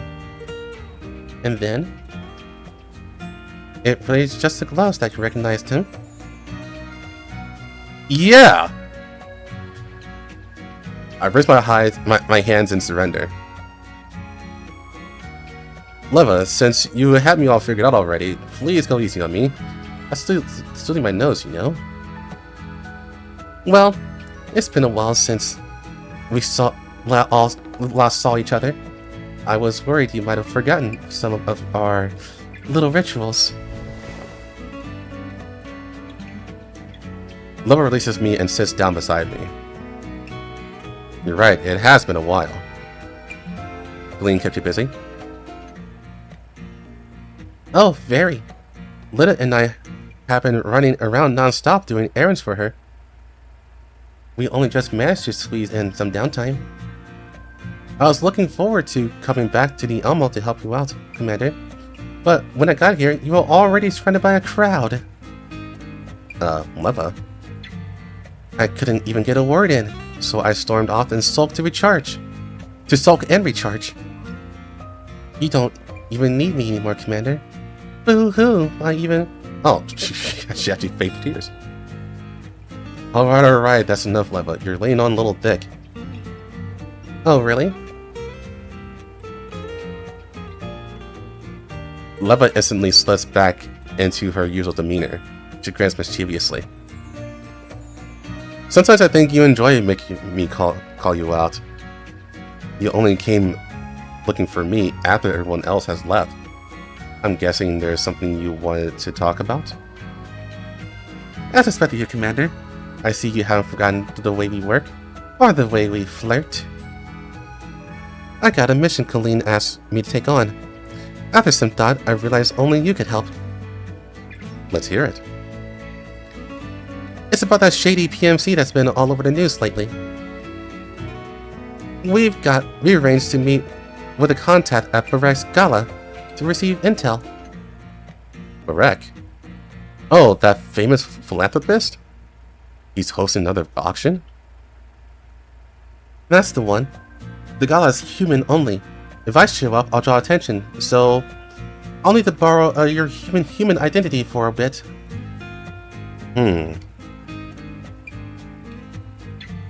Namfa is offering a very generous reward for this one. And the gala's being held at one of the most luxurious resorts in the White Zone, so it's practically a paid vacation. What do you say, Commander? Interested? It really is an enticing offer. You certainly know how to pique someone's interest. But I still need to review all the mission details before I decide. Cautious as always, Commander. Makes you all the more attractive. I'll send you the full brief later. I won't bother you while you're working now. Leva stands up and dusts off her skirt. You were right that I only came after everyone has left because I had business to discuss. However, it's also true that I wanted a moment alone with you, Commander. Before I can reply, she walks out of the ops room, her steps light and quick.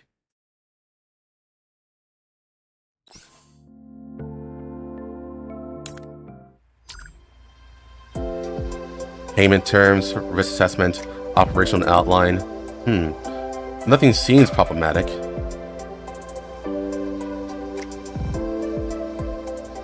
So, shall we work together?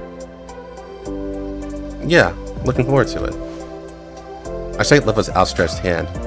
then suddenly recall a detail about the mission file. Leva, about our fake identities. Are we really registering as a couple? That's right.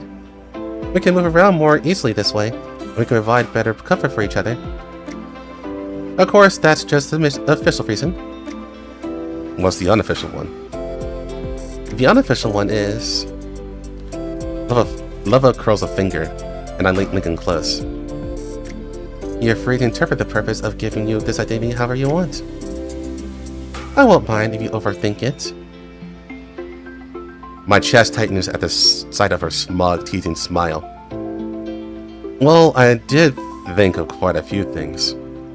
Oh? Like what? I motion for a whisper as she leans in and lowers her head. Her hair brushes across the tip of my nose. For starters, this is a human-only gala. How are you planning to get in? Are you putting in one of disguise?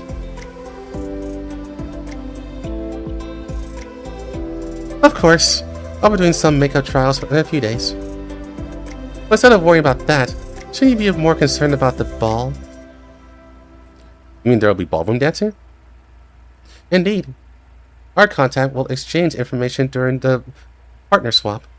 The whole thing has to look natural. We can't roll out enemy surveillance. Dancing, huh?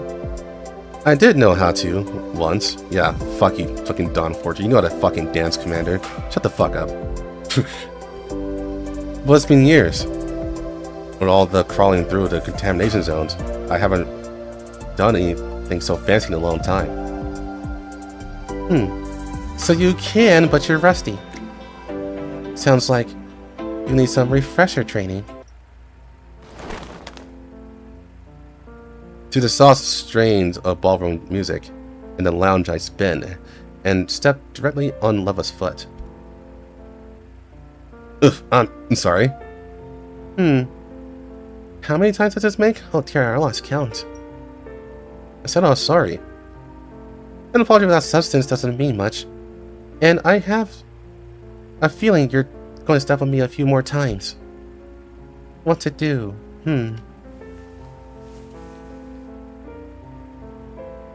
Leva's soft fingers rest lightly in my hand, but at that moment, they feel more akin to a cat's sharp claws. Okay, so how could I make it up make up for this, Lady Leva? Oh, I'm totally saving this rare blank check you've given me. I'll cash it in when the time is right. When the time is right, huh? Alright. I take Leva's hand and we continue to spin. Forward, back, right, back, twirl, forward and back, and 1 foot forward. Commander, lift your head. I look up and see an uncharacteristically gentle smile on Leva's face. Being out of practice at stepping on someone's foot is normal, but Commander, don't forget the original intent of dancing. What might that be? Dance originated from the mating display of animals. Humans imitated and refined it, turning it into a tangible act of emotional interaction. How complicated? It can be, but it's also simple. At its core is a game of pursuit, a push and a pull. To know when to advance and when to retreat, one must constantly gauge their partner's attitude and anticipate their thoughts. So your attention should always be on your partner. I see. Basically, I shouldn't be overly focused on the footwork itself. Instead, my focus should be on you and your movements, right? Not a very romantic way to put it, but you would be the most correct. Commander, what you need to do is look into my eyes. She places a hand gently on my cheek, guiding my gaze to meet hers. I don't care what you usually pay attention to. Right now, I want your eyes on me and me alone. Understood. We trolled together once more. I watched Leva closely, her subtle expressions, the slight flicker in her eyes, guiding her smoothly past a box on the ground and brushing past the couch. Now that I look closely, dolls really are incredibly human-like. Oh! There's a strange sensation on my foot. Look down. I stepped on her again. Ugh. You were distracted. What were you thinking about? Nothing. I probably just misread your thoughts. When there's conflicting ideas between parties, someone inevitably gets hurt. That's true. Oddly enough, even though I'm the only one who made the mistake, you're the one who got hurt. That's the nature of games. The one who gives more might end up get hurt, while the one who's more carefree may stand to gain more. To sound very fair, isn't it unsettling to deal with so many unknowns? It might be, but it's also more exciting. Unpredictable dance steps are like unpredictable human emotions. For dolls, it's a kind of mystery that can't be simulated with data. Our world has too many certainties. That's why these uncertainties are so fascinating. Even facing the unknown, you're still so enthusiastic. Because I'm happy. From the thrills of the unpredictable? No. I'm happy that I found a worthy opponent in this game. Leva's fingers interlace with mine, her palm pressing tightly against mine. Being able to spar as equals is a rare thing. Don't you think so, Commander? Yeah. Alright, let's keep practicing.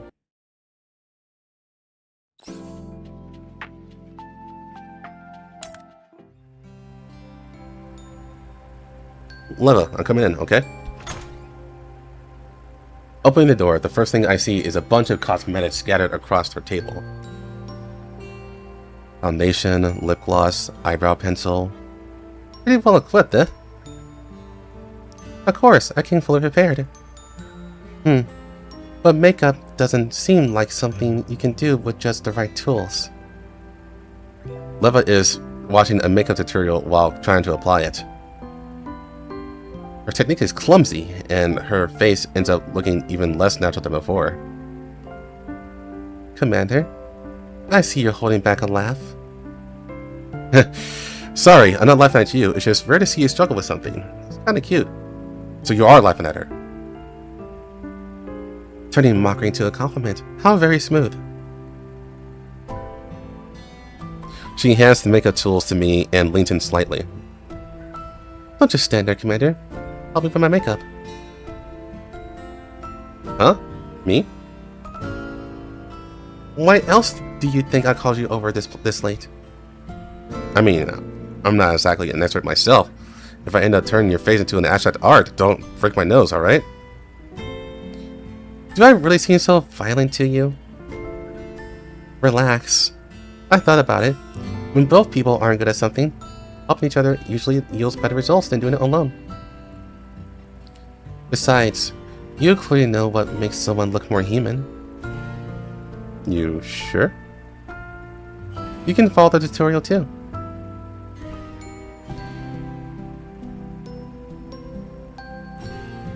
Leva ignores my protest and moves right on. I know there's no getting out of this. Fine, but I don't think following a tutorial will work. Our human makeup tutorials are about teaching you how to cover up your flaws of your skin. You have a point. Then go ahead and do what you think is best.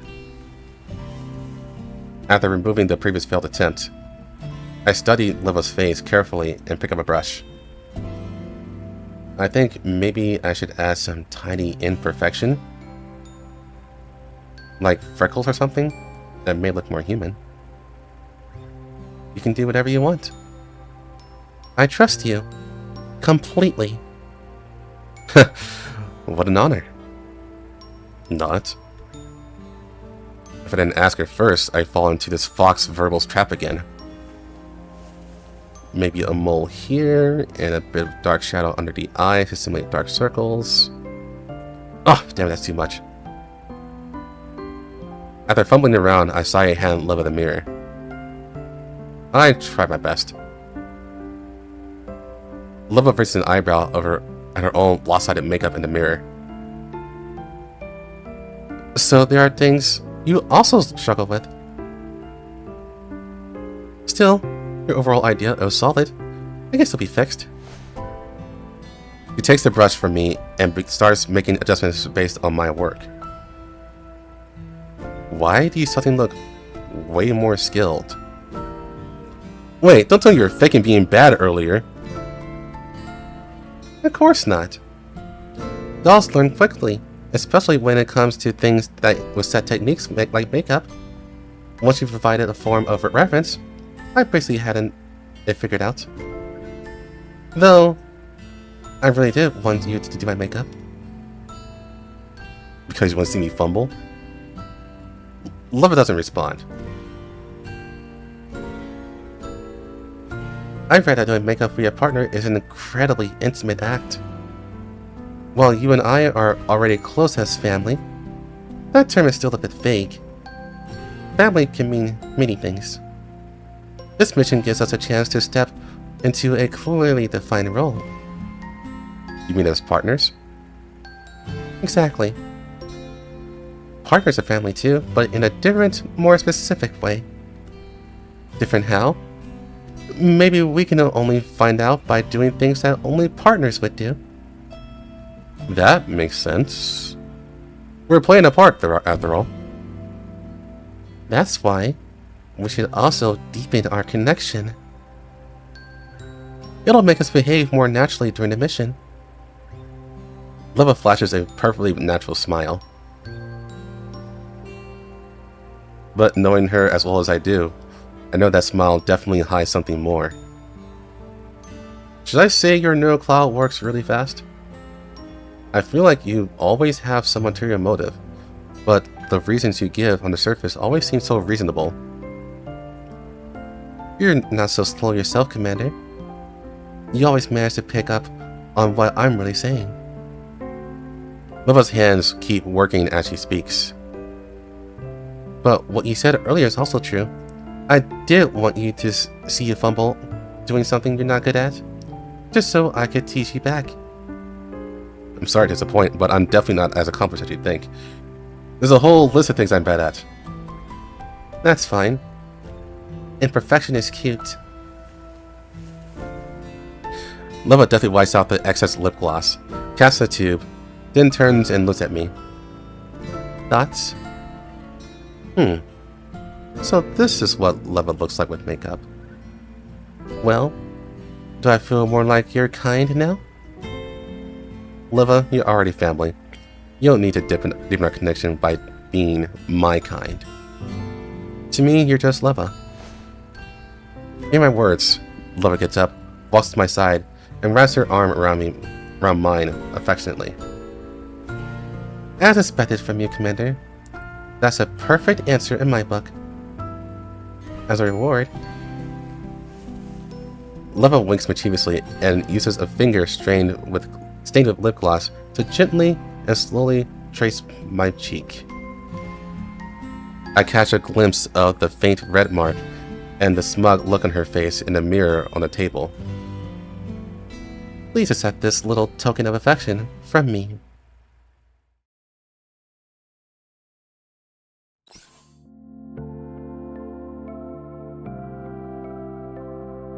Lantran. I just want to jump through the screen and strangle us.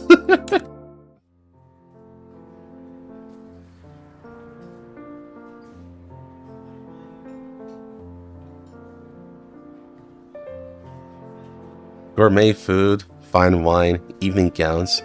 Compared to the contamination zones, this place feels like another world.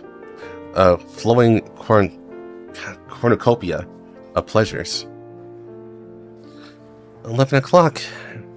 She's wearing a feather brooch on her gown. Commander, she knows this too. Can we go now? Probably not. I count 6 possible patrol units on the 2nd floor. Their identities are unclear. Moving towards the target now could easily expose us. Once the ball starts, things will get trickier, because we had to wear this. I lift the visor in my hand. Every guest has one. Apart from philanthropy, Varek is also deeply involved in tech investments. This is most probably from one of his ventures. This immersive interactive smart visor projects virtual avatars for everyone, so during the dance, you won't know who anyone really is. Hello, is your lovely and caring electronic warfare doll at your service? You plan to hack onto their central system? Once the ball begins, I'll use the visor to access their control console and cause all visors to malfunction for a few seconds. As for the real-world follow-up, that's your part, Commander. Leva winks at me. I'll have to memorize the virtual avatars of nearby guests. When you crash the systems, I'll have to find the informant and make contact, right? Bingo! Oh, and one more thing. During that time, you'll need to look after my physical body. It'll be weird if I just freeze up on the dance floor. Sounds a bit difficult. It is. Timing is crucial. We'll need tight coordination and a strong synchronization. Since the dance steps are pre-choreographed, you just have to follow my lead. That should be hard for you, right? We practice a lot already. I'll handle it carefully. That's what I love about you, Commander. The ball begins. Once I put on the visor, the ballroom transforms into another world. Strangely dressed avatars spin around us. People stroll through space, swim in oceans, experiencing a world sealed off in the past. I gotta admit, this thing does a pretty good job at showing people what life was like before World War III. Agreed, but we got work to do. Commander, you have your strategy ready? Just focus on your part. Direct, but dependable. Well then, 3, 2, 1. The virtual images dissolve into floating particles. The world returns to normal. I feel Leva's frame stiffen in my arms. I immediately release her hand and grip her shoulder and waist again, spinning with her naturally. While spinning, I catch a glimpse of the informant's position. A few seconds later, the virtual images return, dominating everyone's vision again. So, Commander, did you catch it? I did. I also took note of her virtual avatar. I take Leva's hand again and pull her into my embrace. The host doesn't seem concerned about the brief malfunction. The music continues to play softly, uninterrupted.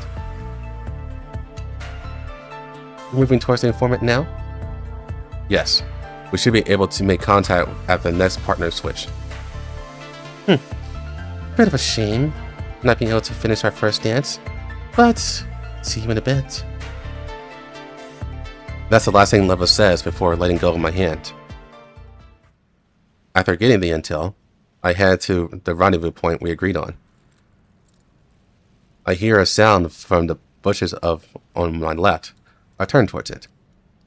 Leva? My shoulder gets tapped from behind. When I turn, Leva's voice comes from the left. Boo! Sheesh, Leva. Why are you so quiet when you walk? Because I want to see your surprised face.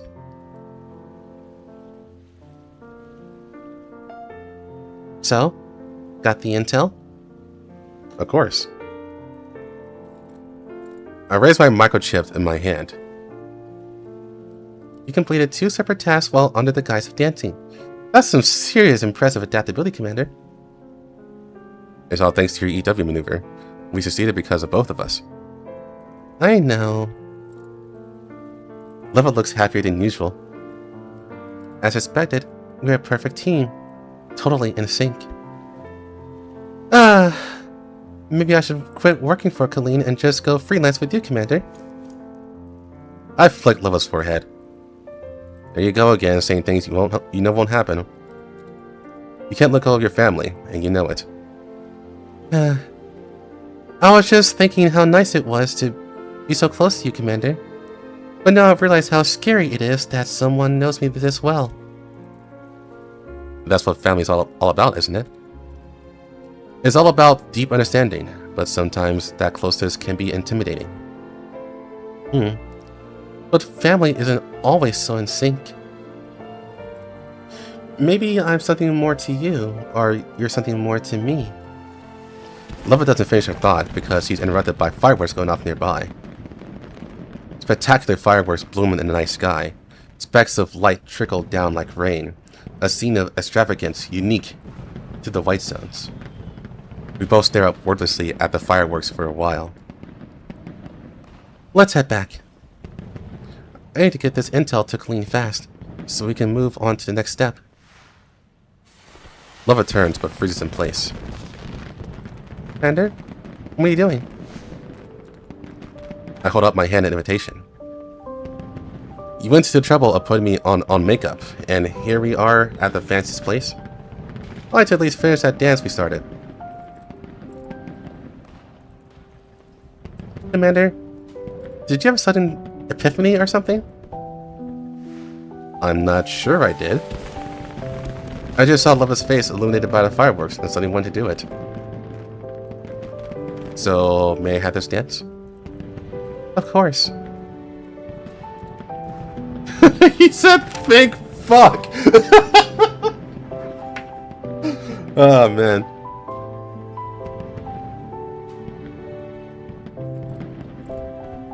Leva places her hand in mine, her lips curling to a smile. It's a pure smile, not sly, not mocking, no tactics or games, just joy and trust. That moment, Leva, and the dance we share under the fireworks, stayed with me for a long, long time.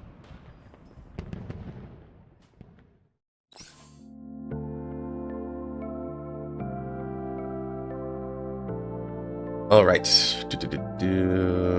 Yes, yeah.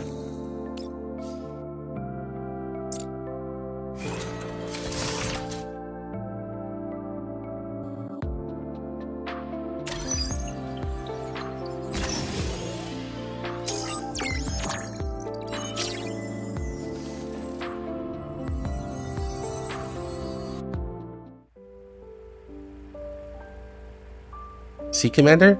Games are fun. We probe and test each other, bare our claws. Yet sometimes we also show our sincerity and comfort each other. We yearn to possess one another, and at the same time, to outwit one another and sink yet in conflict. Personally, I'm more interested in the story that unfolds after the game, but I only want such a story with you. What about you?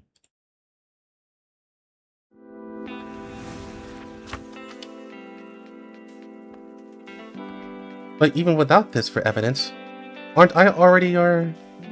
Oh my, what's this? Are you blushing? Yeah, I know about the Alpha story.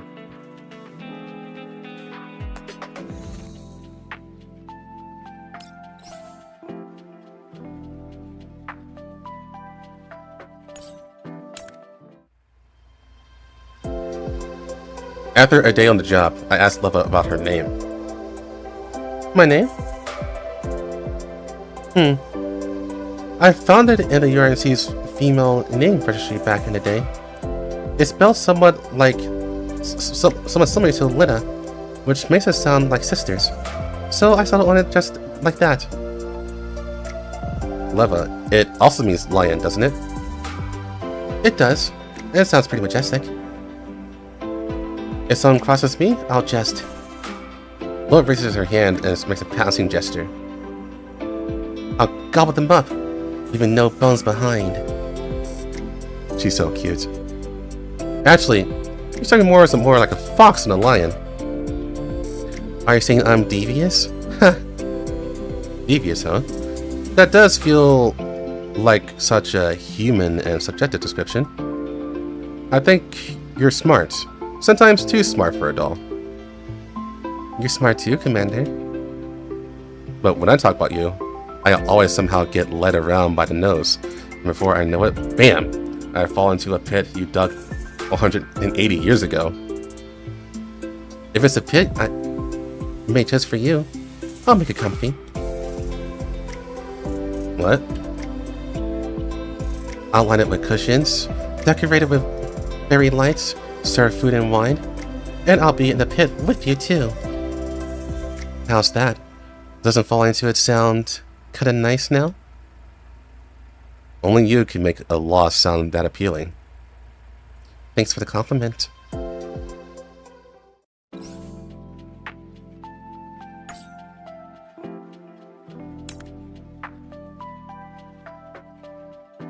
Formerly designated UMP-45, Leva was the original leader of High 404. Gentle and friendly in demeanor, her sharp and calculating mind is well hidden behind a perfectly measured smile. If you happen to see through it, sorry, that's on purpose.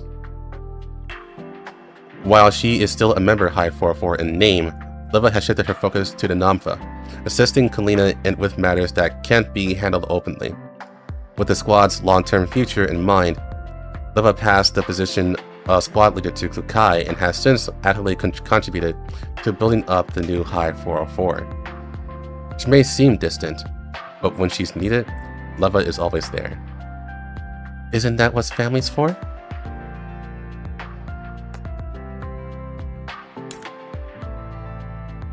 Leva's name carries the meaning of lion, but if you randomly ask anyone who has dealt with her, they'll say the same thing. Leva's much more like a fox than a lion. Shrewd, cunning, it's as if she has X-ray vision with how she can see right through you.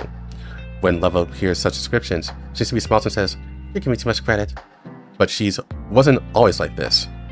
Back when she was UMP-45, fresh out of the factory, people were more likely to compare her to a rabbit. Her smile uncertain, a little timid, always huddling close to a certain long-haired doll. Her every movement skittish and jittery. Then, the butterfly flapped its wings, and the long-haired doll was gone. Leva was left to face everything alone, a past unacknowledged, and a future forced to be erased. She learned how to deal with all kinds of humans and dolls, how to navigate being used and using others. Slowly, she took control of her own fate. Over time, she became what she is now. Calm, calculating, unfazed. Someone who seems, with every quiet smile and clever word, utterly indifferent to past gains or losses. Only she, and the presence buried deep in her neural cloud, truly know how much she yearns to exact vengeance upon the mastermind who harmed her and her family. But it is not time yet. The lion in her neural cloud must remain in slumber for now. One day, it will bare its fangs. And so, Leva waits for that day, with a smile.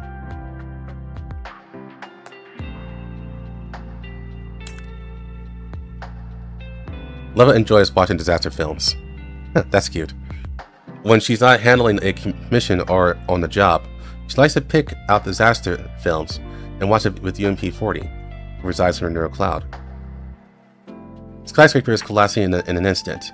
Human civilization is reduced to rubble in the face of unstoppable natural or unnatural catastrophes, and a desolate, lifeless landscape left behind. There is something about the total destruction and ensuing silence that brings Leva a deep sense of peace. Mekti once made a jibe about Leva being a scary doll who was calm on the outside, but harbors a psychotic urge to destroy, which Leva only smiled sweetly and replied, "You're obsessed with glory zombie flicks. Pot calling the kettle black much?" You must be more stressed than you let on, muses UMP-40 within her neural cloud. Even though you always seem to be so composed. Isn't it normal to occasionally want to tear the earth to pieces? Still. Leva stares at the screen. In the film, people are desperately fleeing from sinking ground. If a disaster of that scale really strikes, according to my calculations, giving up would probably be the least painful choice. And yet, at times like that, humans often ignore probability and rational analysis, and throw themselves into the pursuit of something as illusory as the hope of survival. This strange instinct to survive, is absolutely fascinating.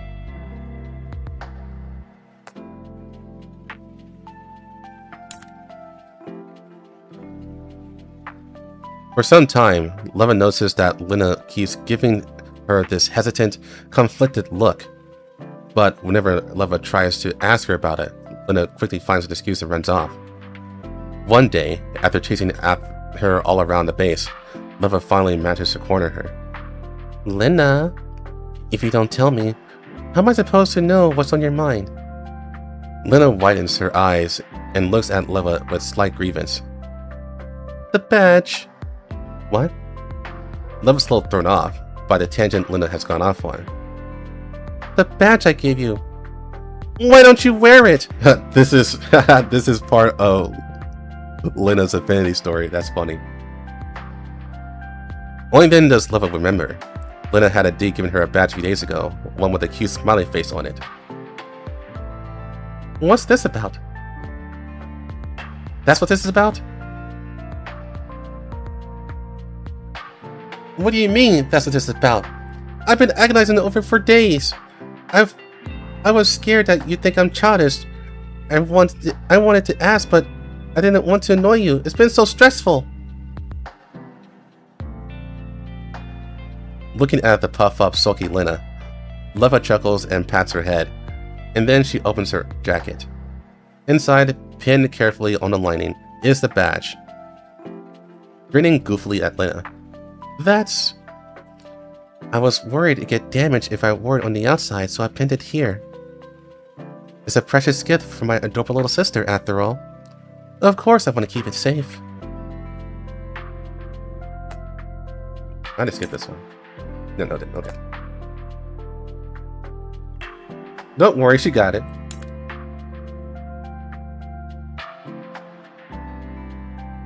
When Kalina first invited Leva to join Namfa, Leva declined. In her eyes, 404 couldn't make do without her. Being part of it meant she could always be there when they needed her, and she could protect her with her family better. Still, in her spare time, Leva did give some thought to who might be able to take over as squad leader. Lenna was clever and efficient in action, but if Leva were to transfer to Namfa, Lenna would surely follow her without hesitation. Mekdi was impossible to imagine in any kind of leadership position. Bukai was probably the most suitable candidate, powerful and capable, but as an extreme subscriber to the belief that with great power comes great responsibility, she's too prone to taking on too much herself and shouldering every burden alone. They really can't survive without me. Is that really the only reason? I sense other thoughts too. As my second computational core, nothing gets past you, huh? And so, Leva continued focusing on managing 404. Outside of work and missions, she rarely interacted or got involved with anyone beyond the squad, let alone make friends. Friends were a risk, a weakness. But there was one exception, a woman named Vera, one of 404's collaborators. Vera wasn't prestigious. By day, she was a pianist performing in a high-end White Zone restaurant. By night, she roamed the Green Zone as a magician. Through her jobs, she occasionally passed intel on to Leva or handed over reliable commissions.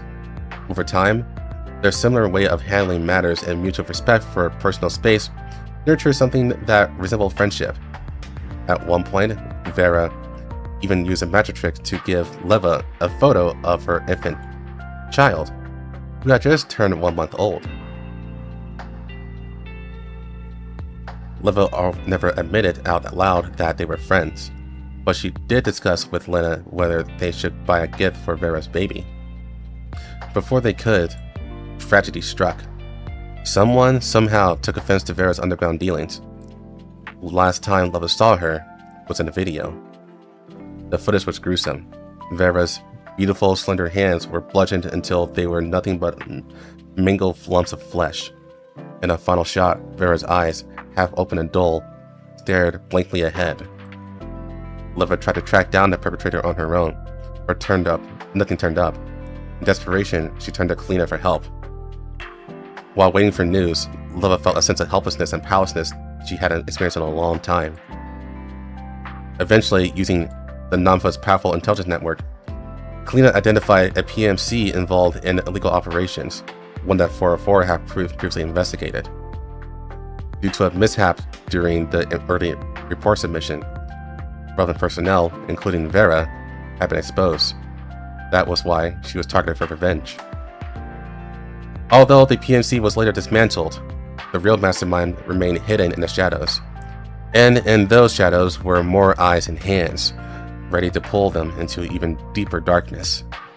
Leva had always envisioned leading 404 forward through whatever tides that reshaped the world.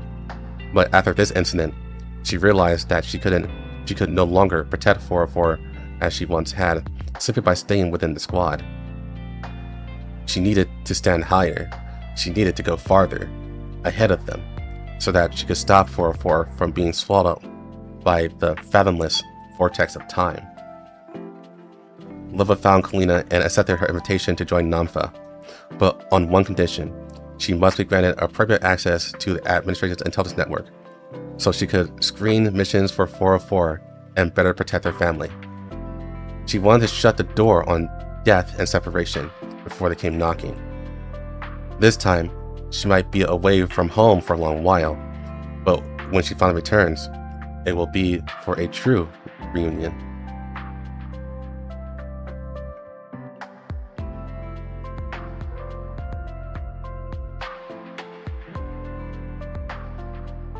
Oh, be careful, Recon.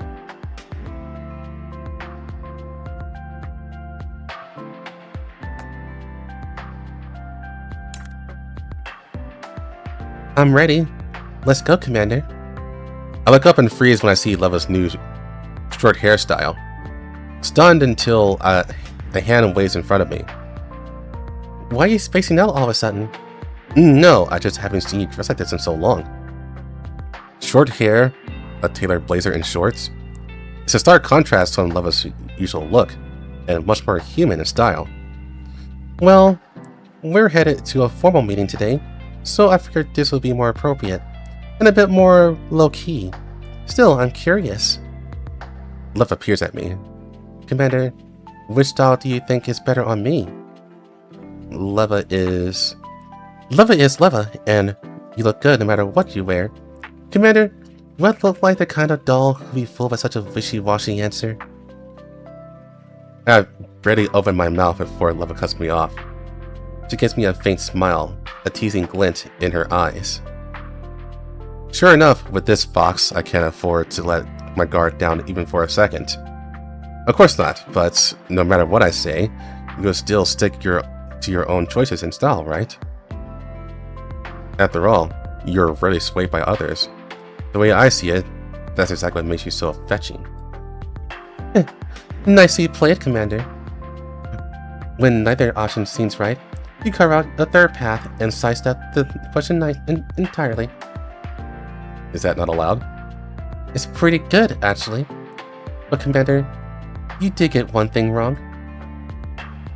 Leva leans in closer to whisper in my ear. Your opinion can absolutely influence me. So next time, tell me what kind of look you like.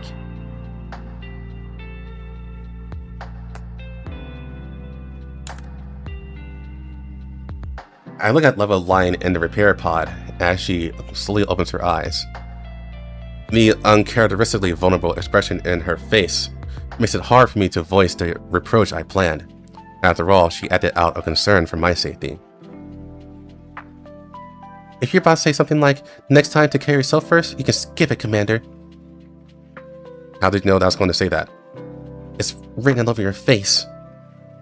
Leva sits up in the pod and moves her limbs a little to test them out. Besides, I haven't lost any of my neural data. I can tell what's on your mind just by rewinding a little.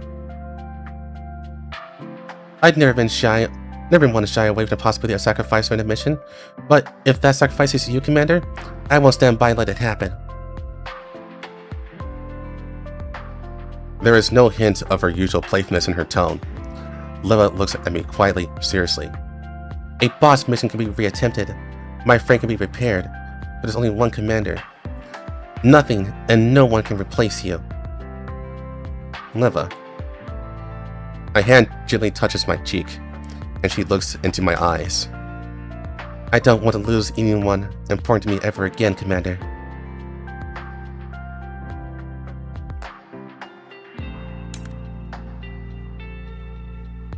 When the MCV pulls over for maintenance, Leva invites me to get off and take a walk through the nearby city ruins. Amidst the dead, crumbling walls and debris, her steps are light and full of life. It feels like... Leva turns to look at me. You seem happier than usual? I wouldn't say happy. Walking through these destroyed human settlements does make me feel at ease. Why's that? Because I can let my imagination run wild. For example, she says, pausing in front of what appears to be the entrance to an old shop, running her fingers across a faded, illegible poster on the glass window. July 2nd. What was on that sale that day? Who rode the kitty right outside? Whose bullet left a hole in this window? There are no answers to these questions, no way to verify them, so we can guess as much as we want. These ruins may seem empty, but the emptiness is what makes them full of infinite, uncertain possibilities. Don't you think that's fascinating? Leva turns and leans against the window, looking at me. I've been to the white zone and the green zone. They've been built, defined, but these ruins, they're like another dimension, another world entirely. And in another dimension, what would you and I be? Her words spark endless possibilities in my mind. What kind of person would I be in another dimension? Would Leva still be by my side? Maybe there's even a world where you and I don't exist in the same dimension at all, she mused. In that case, could we still talk like this? Maybe. Through some kind of medium. But I selected best this way. Leva steps up and takes my hand.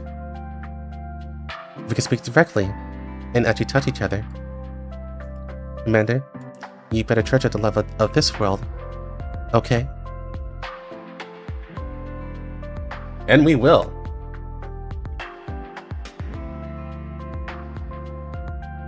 Alright. Time for the last one. I think the majority of the Affinity stories are fantastic. Especially the later ones.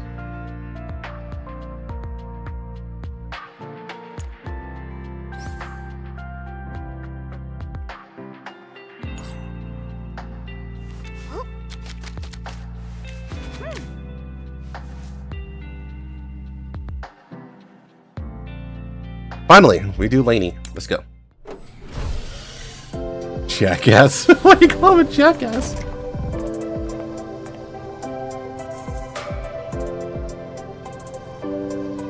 Oh, voice story is fantastic.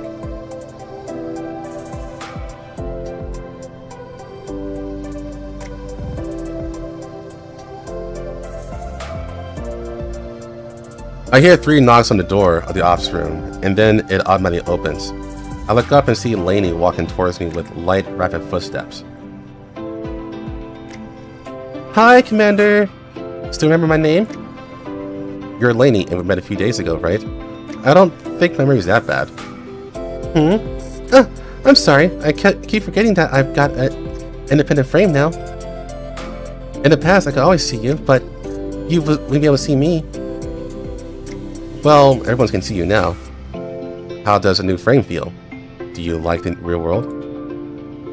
I think it's still too early to say whether I like it or not. I've been a ghost for a long time, so reality feels a little unfamiliar to me. I'll tell you the answer to that question later. However, what I do want to know is that I like being on the Elmo where I can actually touch you.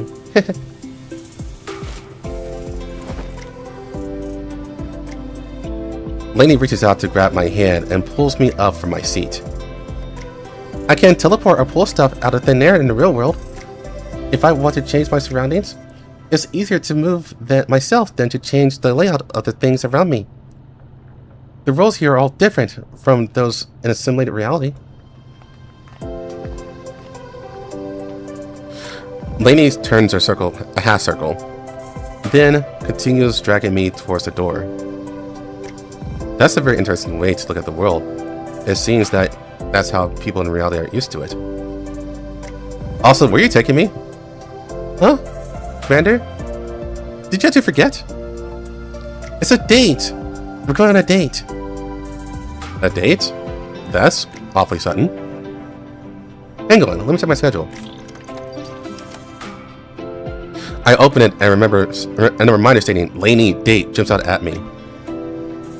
Commander, I made an appointment with you. This is now my personal private date with time with you.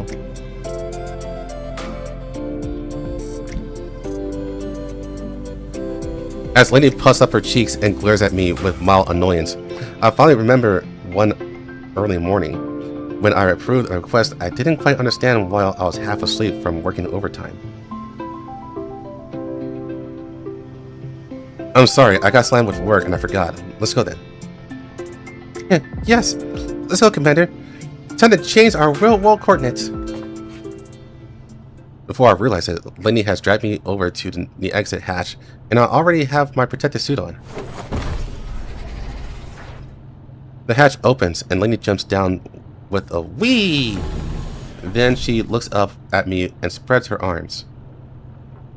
Jump down, Commander, I'll catch you. No need for that. I can take it.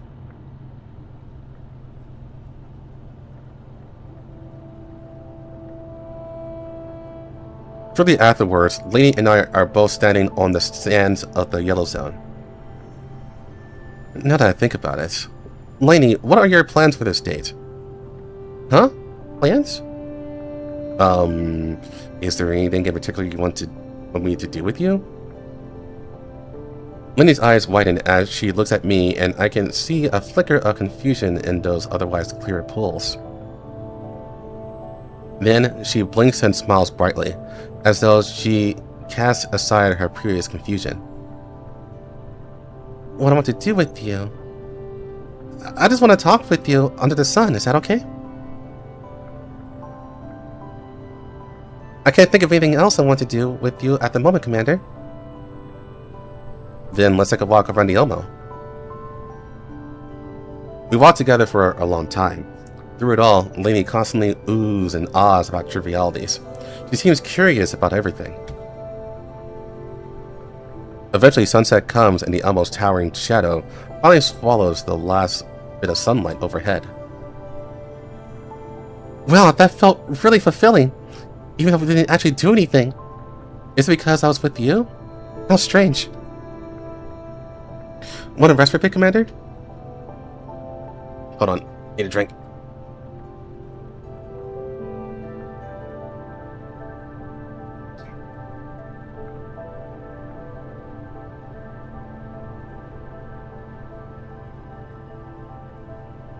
What did I do? How am I one worse at? It's weird.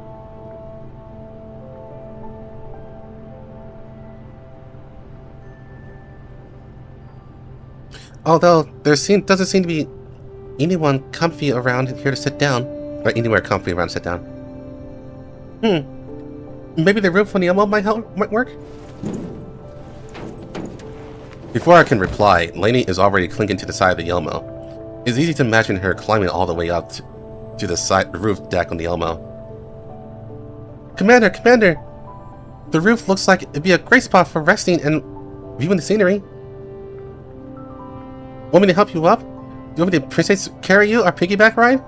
I'm overflowing with strength now, so both work great for me. That's alright. There's a ladder nearby. I'll go lower it. Shortly afterwards, Lainie and I are both standing on the Elmo's roof. Lainie gazes into the distance while holding onto the guardrail. I can vaguely see a reflection of the endless sands in her eyes. It's like a dream. Not a bad dream, I hope. Eh? Commander, you're kidding, right? Of course it's a good dream. I've been looking forward to this moment when I actually meet you face to face for a long time. Being able to chat with you and walk with you under the sun, being able to hear your voice and touch you in the flesh, it's like a dream. The ozon's wind tosses the strands of Lainie's hair, and her voice is flighty and excited. Then, she turns to look at the distant dunes, as though she's focusing on drinking in the scenery before her. However, her excitement soon turns to silence, and her expression once again turns blank. Lainie, is something the matter? What, me? How could you tell? Don't ball up inside.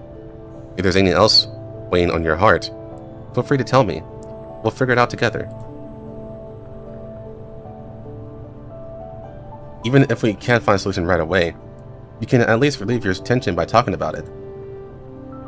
Lainie blinks, and then she turns towards me. I can see myself reflected in her eyes.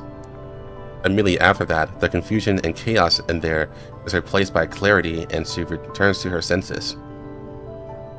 You don't mind if I do. Basically, it's like I've been taking in too much information recently, and I'm not sure which of it is junk data that I can ignore.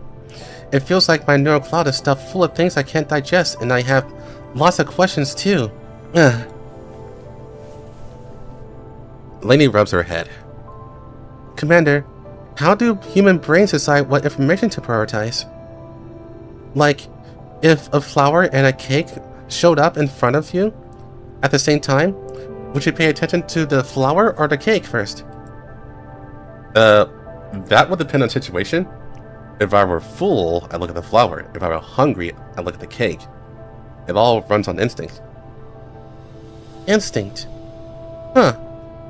Oh, but dolls don't run on instinct of hunger. So, ranking flowers and cake, yeah, it's still pretty hard. I kind of miss being back in Leva's neural cloud.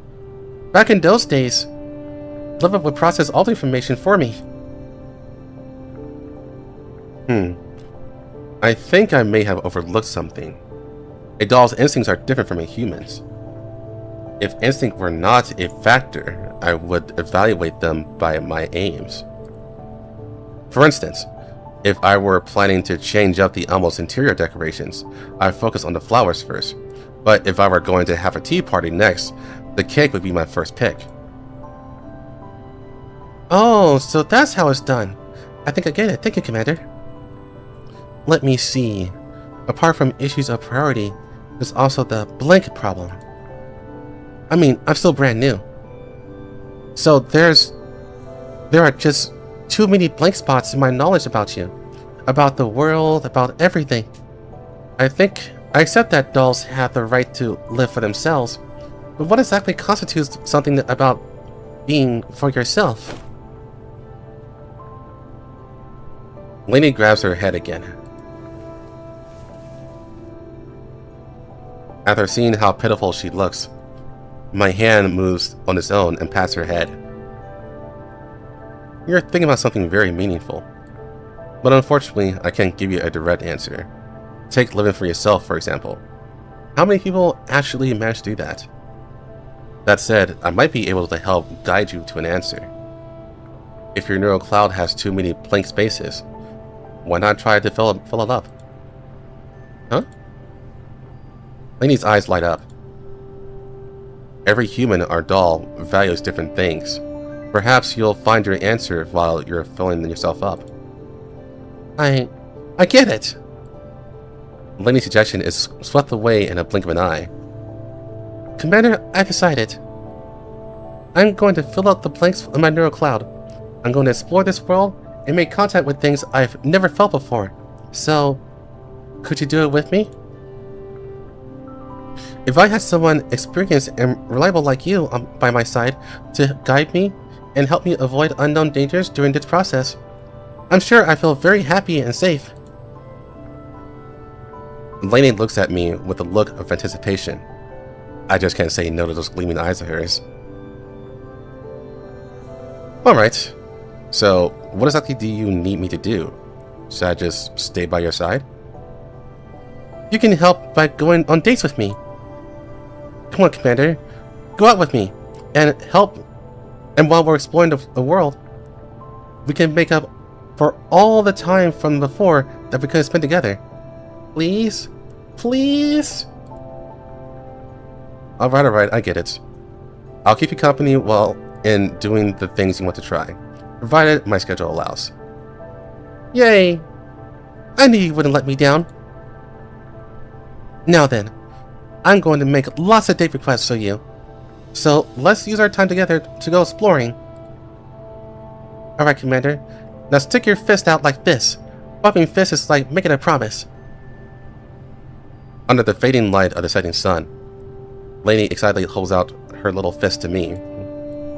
Naturally, I respond by bumping it, just as she was hoping for. Alright. I am totes looking forward to our next date, Commander.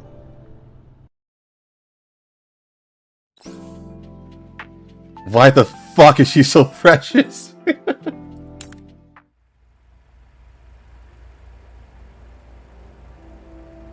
One late night while working overtime, I wake up from a nap. Right. As I open my eyes, I see Lainie's face right in front of me. She's standing so close, so much so that I can clearly make out the details of her biosynthetic irises. A small point of red light pulses rhythmically in her eyes, in time with her breathing. Ah! Lainie, what are you doing? Her eyes narrow slightly as she smiles at me and backs up a bit. I am finally able to sit completely upright. Oops, did I scare you? Sorry about that. It's alright. But I think I saw a blinking red light in your eyes just now. Was your recording module active? Or is it broken or something and you can't switch it off? Oh, it's fine. I'm just engaged recording mode for a bit back then. I never had the chance to make contact with you at such close range before. And I most certainly never got to see you napping, so I want to commit a rare scene like that to memory. Don't worry, I'll put it under extra layers of encryption to make sure that it's safe. I won't casually spread it to the 404 group chat, unless circumstances demand it. Yeah, that's definitely filling me with confidence. Just leave it now. Oh, what a shame. Then again, orders are orders. And it's gone. They deleted. Is it really gone? Yeah, whatever. What time is it?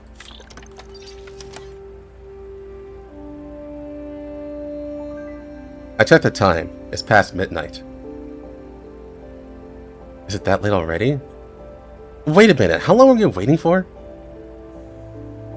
It's nothing compared to the 10 years I already spent waiting. I'm super good at waiting. When I came in, the sign of your door read, "The commander is in," but you were asleep. Then I realized your sleeping safe was really cute and I ended up recording it. In any case, thanks for waiting for me. Was there something you needed me for? Lainie skips a step back and plants her hands on her waist before furrowing her brows. Commander, do you remember the promise you made? What you promised me last time? Just when are you going on a date with me? I submitted the date request, but I didn't get a response for a long time. In the end, I got tired of waiting and decided to just ask you straight up. I finally realized what was going on. I've simply been inundated by documents and tasks, and Lainie's application is probably still stuck in the queue. For some reason, I feel a little guilty when I look at Lainie's expectant expression. Well, it just so happens I don't feel sleepy anymore. So, if there's anything you want to do with me right now, I can keep you company. Huh? So it's an important date, something like that? Oh yeah, that works for me. Although I need to confirm something. Yeah, the ops room's part where it supports it. Commander, we can have a date in the ops room. This is different from last time. I got a plan in mind, but you'll need to grant me remote access control to the ops room facilities. The ops room's interface is now open to you. Do you want me to excuse myself to give you some prep time? No need for that. I can tweak it like so. Ta-da! Behold, Commander.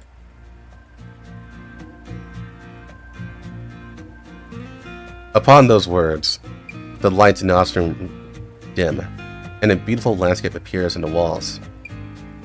I see sunlight, palm trees, a sandy beach, and seawater. The speakers are playing the sounds of lapping waves and the cries of seabirds. I never get tired of looking at such sights, no matter how many times I view them. Lainie pivots, looking at me with those sparkly eyes of hers. Commander, this is the theme of today's date. Enjoying the scenery of the past together. When Perska was performing frame adaptation for me, she also helped me compile some data I couldn't fully analyze before. Some of the images I managed to get from them were ones that I'd never seen before. I wanted to enjoy these landscapes with you, so I made independent copies of them. I know you're widely traveled and highly experienced, but I'm sure there are things that even you haven't seen before, right? These scenes all come from before the war, so there might be something that will surpass you here. Surprise you there.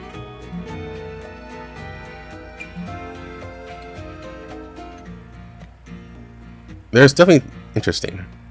Or they are definitely interesting. Let's keep at it. Lainie reaches out and lightly taps the air. The landscape on the wall changes in response to her movements. I see seasides, forests, snowy mountains, valleys, frozen rivers.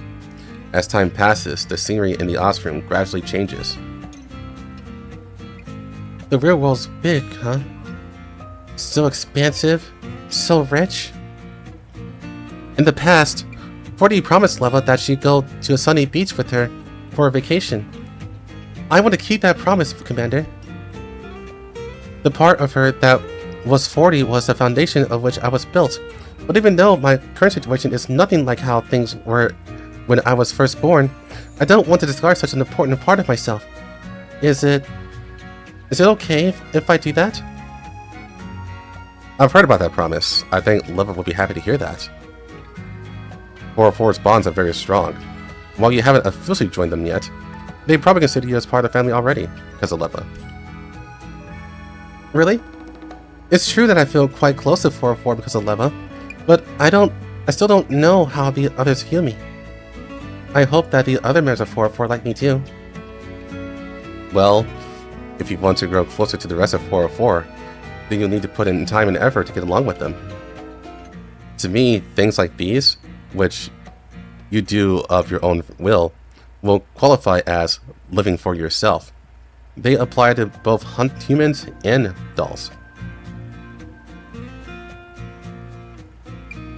Hey, that's right. I think I got a direction to head in now. Wow, Commander, look! It's a starry sky! At long last, the scenery projected on the walls finally settles on a seaside landscape at night. The waves lap at the beach, and the stars appear exceptionally bright now that the sky is dark. Wow, it's so pretty. Commander, have you been to a place like this before? If I ever saw something like this with my own eyes, it would be a memory most precious, one I never forget. I'm sure you'll get the chance to personally visit a place like that. Really? In that case, I hope that when the time comes, you'll be by my side. I will. So, it's another date then?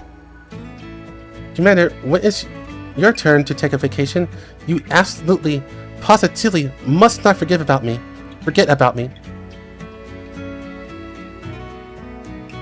Lainie holds out her fist to me. Commander, fist bump me, come on!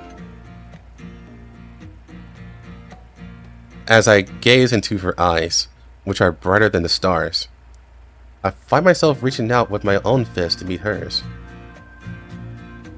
Our knuckles touch, and then they part again. And I realize I found something else that shines brighter than the starlight. Lainie's smile.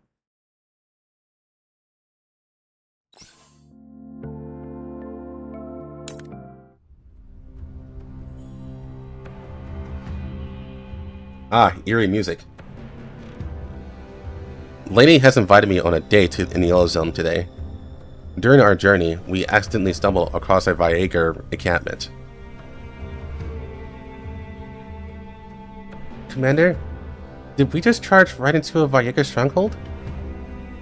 I remember someone marked this location on the map as a great place to watch the sunset, but it doesn't look anything like the map now. The online map for this area hasn't been updated. The Viagers are probably why.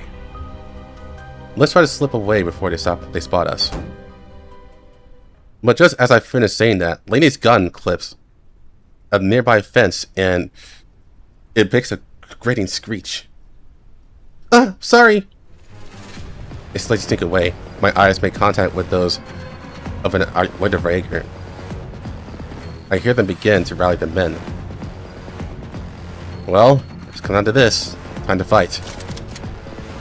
For safety's sake, I send out a call for help on the Elmo while raising my gun. Although Lainie doesn't seem ready yet, we have no choice but to take arms. Lainie, on the right! Bullets whiz past my left ear. Huh? What? Wait, do you mean my right or your right? That was my fault. Lainie, take out the leader. I'll cover you. Taking aim. Oh, I missed. Commander, look out! Thanks to Lainie's frantic reminder, I barely managed to avoid an attack from behind, and Lainie's own gunfire. Lainie, over here! Don't get separated from me! That is probably Lainie's most single perfectly executed order in this entire skirmish. The battle soon devolved into a stalemate. I pulled Lainie behind to cover with me, but we're barely holding on. What should I do now? Should I keep trying to take down our leader? Maybe think of a way to break out? Oh, what if I miss my shot again? Lainie's panic is leaving her at a loss for what to do next. As the situation grows more urgent by the moment, I reach out with my hand, curl my index finger, and then lightly flick her forehead. Ow, that hurt, Commander! Don't try to power through the opposition with your weaknesses. Think of how best to use her strengths. I just realized that a lot of the combat robots they're using are very similar to older SF models. If it turns out they really were modified from SF tech, how quickly do you think you could deal with them? Lainie gets her emotions under control in a blink of an eye. Commander, I can do it. Good. Then think about your battle plan again. I just need 30 seconds to overcome their firewalls and turn them to our side. Can you buy me that time for me? Relax, just Viagers. I can handle them. The corner of Lainie's mouth curls up. Commander, I'm ready. The 30 seconds pass in a flash, and we are completely surrounded by the enemy's machines. On the 31st second, a galaxy of laser aiming dots shine on my face. On the 32nd second, the guns all point out to the sky at the very last moment. Then on cue, every single robot changes their target to the Viagers. 15 minutes after the battle, the skirmish has ended without further incident. Lainie and I are the last ones standing. Commander! Lainie runs over to me and buries her head in my chest. Commander, you alright? She looks like she's about to cry. It was nothing. There, settle down. I pat Lainie's shoulder. She backs up a little and inspects my protective suit. Thank goodness you aren't hurt. After that, she sits down on the ground. Processing data in live combat is totally different from watching it in level space layer. I thought that watching everyone fight for so long would have given me a lot of battle experience and data, and that I'd be good as good a fighter as the others, but I guess I was just imagining things. Looking for Leva, Lenna, or Fukai here? I'm sure they wouldn't have put you in danger like I did. I almost failed to protect you. Don't beat yourself up. You're still getting used to integrating with and adapting to your new frame, not to mention your new cloud. Your combat performance will improve with more training. In the end, you managed to win with your own strength, and I'm still alive and well. Commander, thank you. I don't command a lot of firepower, and I'm not strong like Leva or Kukai. A doll like me is... Don't doubt yourself. You're irreplaceable in your own way. There are very few dedicated electronic warfare dolls nowadays, and you're still also equipped with the Oga system. That means you're my only choice when it comes to dealing with specific situations. So you're saying I'm special to you, Commander? That does make me feel happy. It's not just me. I think you're special to Perska too. Even among tactical dolls, raw firepower isn't the only benchmark for a doll's worth. Perska's research direction is aimed at creating more potential futures for dolls, and you deserve credit as her collaborator in this effort. Really? That feels nicer than I expected. Lainie's expression slowly relaxes. That said, you do need to gain more battle experience and improve your mindset in combat. However, the fact that you managed to deal with so many robots so quickly earns you a combat grade of A in my book. Huh? Does this mean you're happy with my performance? Woohoo! Lainie's face lights up again. That doesn't mean I can slack off. I should train twice as hard now, Commander. I'll go take my daily lesson plan right away. Ah, yes, that's right. Well, I still got my feelings and fighting in me. Commander, can we change our date to practicing on the Elmo? You know, with you mentoring me during practice and all? Lainie grabs my arm and sways me from side to side. Sure. But that doesn't mean there's no difference between the date and doing overtime. Nope, there is. Commander, do you smile while doing overtime? Lainie extends a hand and lightly taps the corner of my mouth with her index finger. That was because you look kind of cute just now. You were going to say funny, right? Quit making fun of me. Turning a doll to strengthen her is a good thing for you too. If you train me up to be a world beater, I might be able to give Perska a scare when I go back to her. How about it, Commander? Come on! Train with me!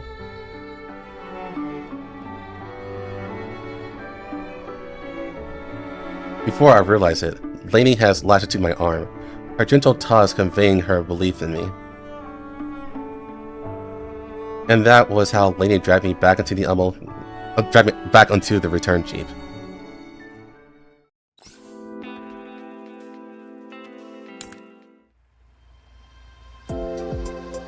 Hi, Commander. You haven't forgotten about me, have you? Lainie, I saw your invitation. I reserved some time for our date today. What would you like to do this time? Lainie has been asking me out on various dates for some time now, and each one has exposed me to new experiences. Before I knew it, I started looking forward to going on those dates with her. You know, Commander, I found a secret base on the Elmo. Let's go explore together. On the Elmo? There's a place on it I don't know about? Lainie flashes a sly smile, then pulls me to my feet and drags me after her. We pass through several thick glass doors before entering a huge, empty chamber. This place is clearly under construction, but I can make out the beginnings of a partitioning bulkhead.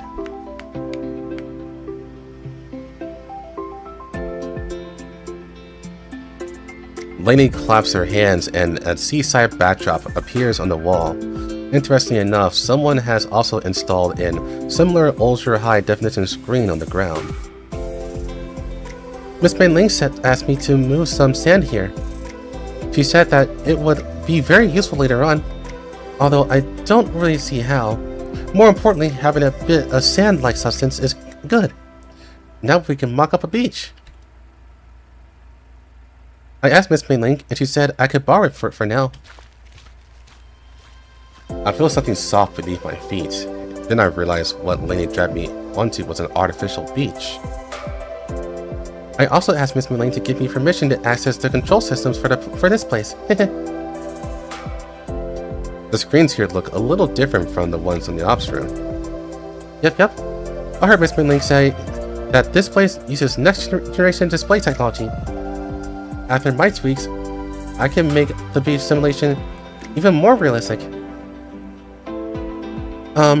That's what the marketing blurb for the display set said at least. It's not like I have an actual beach to compare it to. The details are definitely richer though.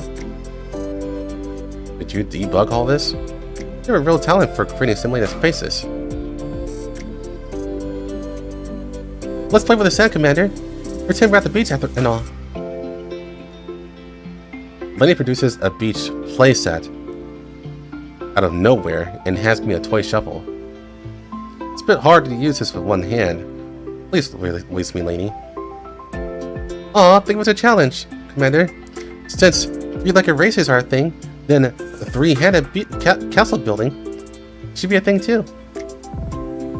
Not to mention it, that does make sense. Lainie tightens her grip on my hand. She's not letting go. Then she waves her own shovel before bending down and getting to work. I forgot, we need water too. I'll go get some then. Wait, can I go with you? I know how to run the water supply and drainage. Lainie holds on tight to me and is about to move ahead when I stop her. Is it me, or are you being extra clingy today? Huh? Am I? Also, you don't seem to be smiling as much as you usually do. I pressed Lainie's cheeks. Despite her best efforts, her expression seems more tense than usual. Did something happen? I just can't hide eating from you, Commander. I have something important to tell you. The look on Lainie's face makes me want to find another place where we can have a serious discussion. Unfortunately, there are no chairs or sofas in this big room. After looking around, I guide Lainie to one side and sit down on the sand. Lainie sits down as well, while lightly pressing herself against me. Perhaps I should start from the beginning. At last, Lainie lets go of me. She reaches out and grabs a handful of sand, watching as the grains flow through her fingers. She lowers her head and repeats this action a few times before she looks up again. Commander, as you know, all dolls connected to High 404 do not exist to some degree. While I haven't officially joined 404, I have some things in common with them because of Leva. My continued existence was never planned by humans, which naturally means I have no purpose or goal in life, or any unnecessary design elements. That kind of feeling is kind of like when you see a majestic view before you, but you don't have a path to reach it. You could say that my promise with Leva was the first step that I took on my own path. After that, I continued searching for my own way. But guess what I found? What? I found out that every single stage and signpost along my path involved you, Commander. Me? Yes, you. It's only recently that I realized that your companionship and guidance paved the way for my future. You taught me how to fill the blanks in my neural cloud. You went on dates with me and went exploring with me. You taught me how to grow closer to everyone in 404. And also, you helped me with combat training to make full use of my strengths and become stronger. In order to go on that holiday for 2 that we agreed on, I had to go to distant places and see things that aren't in my database.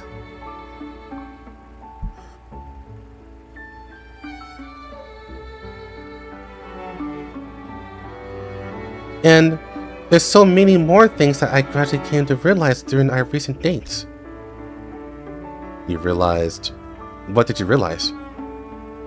I gradually realized what I liked, the direction that I wanted to develop in, and the shapes of the future that I wanted became clearer and clearer to me. Before I met you, I had no clue about what I wanted my future to be. You may or may not have noticed, but during our dates, you helped me see what I wanted to become. In that case, do you like what you see? Yep, of course I do. My future has always had you in it. I think that's what makes it great. Sounds good to me then. Commander, thanks to you and our dates, I've been looking forward to what the future has to offer during our time together. Perhaps that's why each day when I spend on the island has let me come closer and closer to what I want to be in the future. Why does it sound like you're going to say goodbye to me? You're talking about our time together like it's in the past. I wanted to avoid the troublesome part, but I guess I still felt in the end. You really are a sharp one, Commander. Lenny grabs my arm again and looks at me with an expression with utmost seriousness. Commander, the truth is that I fully adjusted to my new body. Thanks to your care and concern over the past few days, I've also gotten a few ideas about how I want to expand my component scope and enhancement hardware, and it's time to bid each other farewell for the time being. I should be going back to Perska for an upgrade ASAP, but I just don't want to go. Oh? You like the Elmo that much? Yale's a nice place, but what I really miss is you. Lainie slowly tightens her grip on my arm. You're more than just a superior to me. You're my family, a friend, an adventuring buddy, a guide that led me to a brave new world. In short, being with you makes me feel completely safe, and I don't want to leave you. I understand what you mean. Much as I'll miss having Lainie around, my position as commander means that I need to do what's best for her future. The answer is obvious enough. The trick lies in how to convey it. Lainie, you're always creating beachside scenery, but have you considered simulating deep-sea areas before? Have you tried imagining how it would feel to swim in the depths of the ocean? Huh? You want to do that right now? Why are you asking me that all of a sudden? Commander, I don't think I have any data related to the deep sea. Give it a try. It's okay even if you don't succeed. Imagine being in the shallows, or a swimming pool, or even a bathtub for reference. Try to think of what it'll be like to be surrounded by flowing water. I'll try. The image on the wall begins to change. The sea level slowly rises above our heads. The ground changes as well until it shows a seabed. It looks just like the real thing. Can you feel the simulated seawater? I can't enter this simulated space, but you might be able to feel the existence of this water.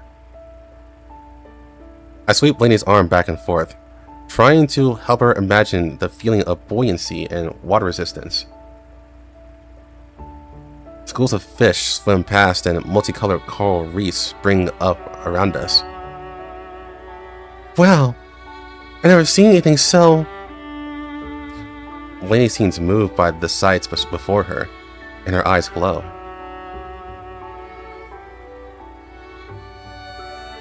Lainie, this is just a simulation. For all you know, the real depths of the ocean might look even better than this. A beach is all well and good, but if you stop moving forward because you want to look at the beach, then who's going to view the depths of this with me in the future? Lainie pauses, and then she looks at me. So that's what you had in mind, Commander. Then, in that case, I want to go swimming with you in the deep blue sea. Since this upgrade is an essential step for you, then I want you to keep forging ahead, even if it means having to say goodbye to you for a while. Neither the beach, the Elmo, nor I will disappear. We will always be there, waiting for you to come back. Commander, she starts crying. Oh, don't cry. The times and our circumstances may change, and so might our physical location. The Elmo might be completely unrecognizable after a few more rounds of repairs, but none of that matters because we will always welcome you. But I'm not used to saying goodbye. It's only for a while. Furska and I discussed a timetable for this in the past, so I'm pretty sure you'll come back soon. If you really miss me, then do your best, work hard, and aim to leave and return quickly. In that case, you mustn't forget about me, okay? I'll be thinking of you all the time when I'm at Furska's lab. Of course I won't. Don't worry, I have a good memory. Okay. Commander, can you hug me a little more? If you hug me more, it'll help me make up my mind. I open my arms and give Lainie a reassuring hug. After a long time, Lainie finally looks up. Oh, right! I feel charged up now. Commander, I'll head back, but I'll try to come back ASAP. So send me more messages, okay? I will. Don't worry. After I reassure her of several more times, Lainie finally smiles again. Nothing, Commander. Please close your eyes. I want to give you a goodbye present. I do as she says, and for a while, nothing happens.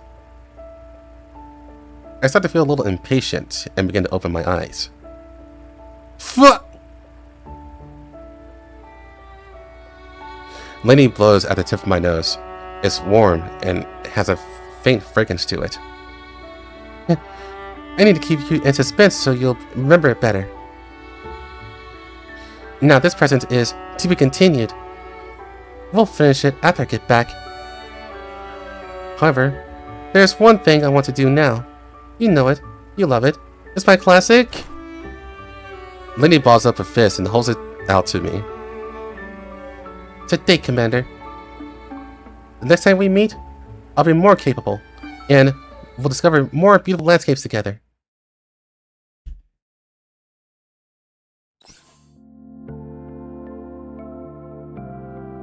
Right before you leave,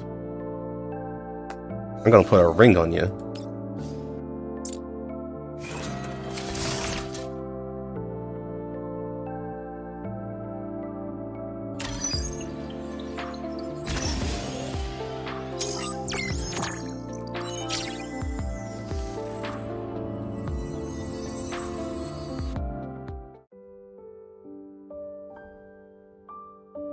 Wow!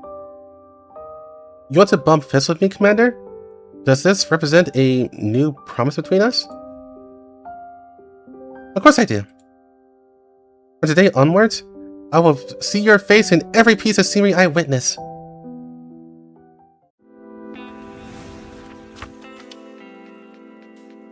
You picked a good time, Commander. The sun's really good out right now. So let the sunlight witness our promise.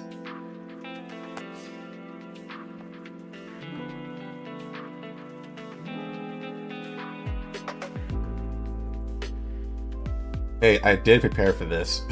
Come on.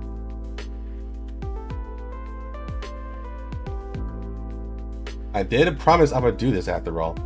Let me grab food real quick. By grab food, I mean order it.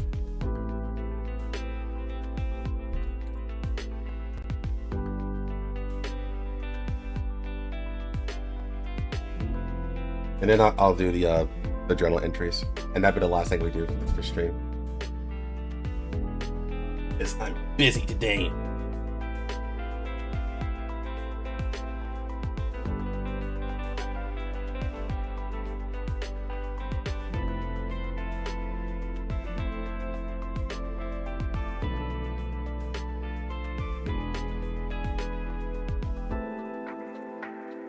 You know what? Yeah, I found a burger.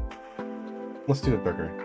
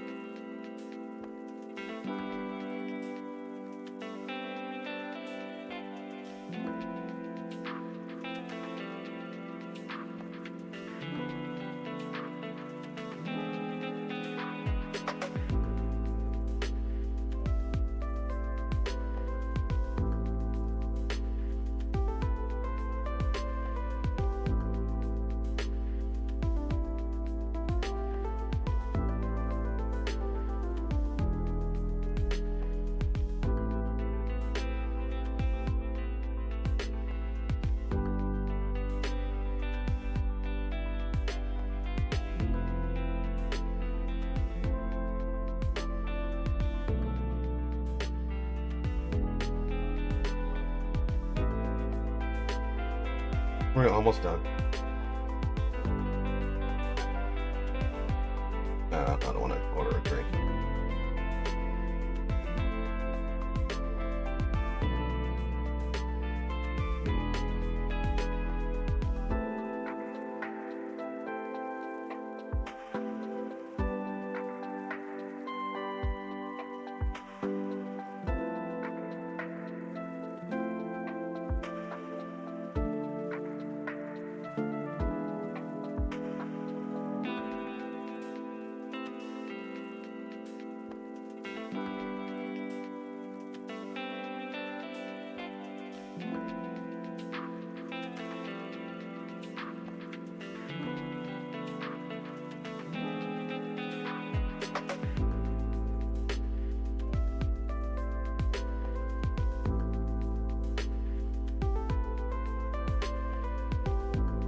Fuck? Hold on.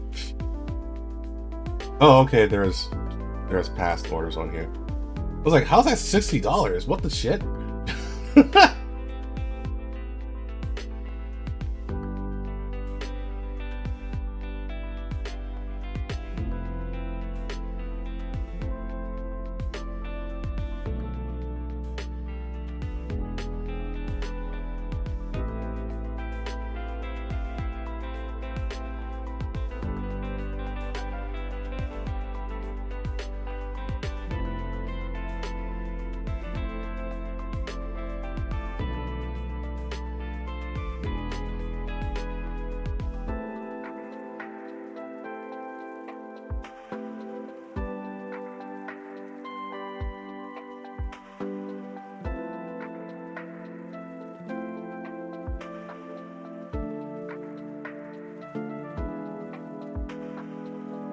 Dylan Dupere donated $5 to help with the food.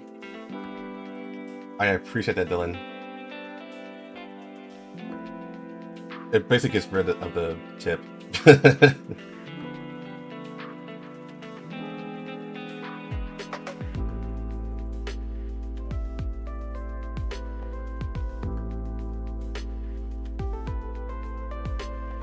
A $60 burger. Wonder when we see Lainie again. Honestly, we should be seeing her soon. I would imagine. Since Perska is so much more involved, she should at least be popping up at some point in the future. Probably not next event, because that should be a filler event. Probably gonna be well Rod.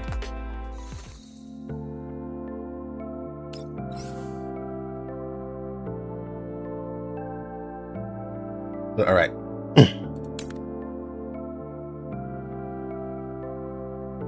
Once upon a time, there's a simulated persona of UMP-40 which resided in Leva's near cloud. Leva sealed it in her base layer, where it spent a long time keeping Leva company. This simulated persona was born from a combination of an early August system activation and Leva's obsession. Its personality was modeled after Leva's memories of UMP-40, and it inherited UMP-40's habits and preferences. Of course, this was only the starting point of it. Its mindset and perspective have been continuously shaped by everything it experienced with Leva over the years. With Perska's help, it once served as a secondary processing core in Leva's neural cloud, further enhancing Leva's electronic warfare abilities. After Leva suffered neural cloud damage from being attacked by the mysterious doll, the simulation's firm conviction to protect Leva led it to undergo a thrilling but ultimately harmless adventure in Leva's neural cloud. Fortunately, the tragedy of Operation Butterfly did not play out again, and the trust and determination between sisters created a new future for it. Thanks to said adventure, the simulated UMP-40 persona was extracted from Leva's neural cloud and gained an independent body. Lenna named the newly independent personality simulation Lainie as a torch to light the way forward, and accepted her as a true member of the family. When Lainie first arrived at Perska's lab, she caused quite a few shocks and screams among the lab staff. Holy! Oh, it's you, Lainie. You scared the hell out of me. Perska reflexively patted her chest and breathed heavily, her eyes wide, a rare thing for her, as she looked at the nearby doll. Oh dear, did I scare you? I'm sorry, I didn't expect you to be in a lab at this time. Lainie remained in a bizarre quadrupedal position on the ground as she looked at Perska, a baffled look on her face. Why don't you get up before you continue? Also, why are you crawling around on the ground in the middle of the night? While Perska's heart was still pounding, Lainie's face remained a mask of innocence. After you helped me organize my data, I found that some previously unreadable data have shifted to an analyzable state. It looks like the command plugin software for low-end robots built into the Oka system, which also included a program backups for those machines. There were stuff for Dynagates, Goliaths, and much more. I was just curious about them, so I decided to load them up and see how these machines' building programs differ from those of regular dolls. La la la, look at me, Perska, I'm a Goliath. Like I said, just stand up. Lainie, you are a doll. You walk on two legs. You are a doll designed to mimic a human being. You are not a spider or a doggy, and you certainly cannot fly. Not without installing special modules, at least. Please don't do that again. I don't think my heart can take any more shocks like that. Look, Lane, look, Perska, I'm a pipe bomb.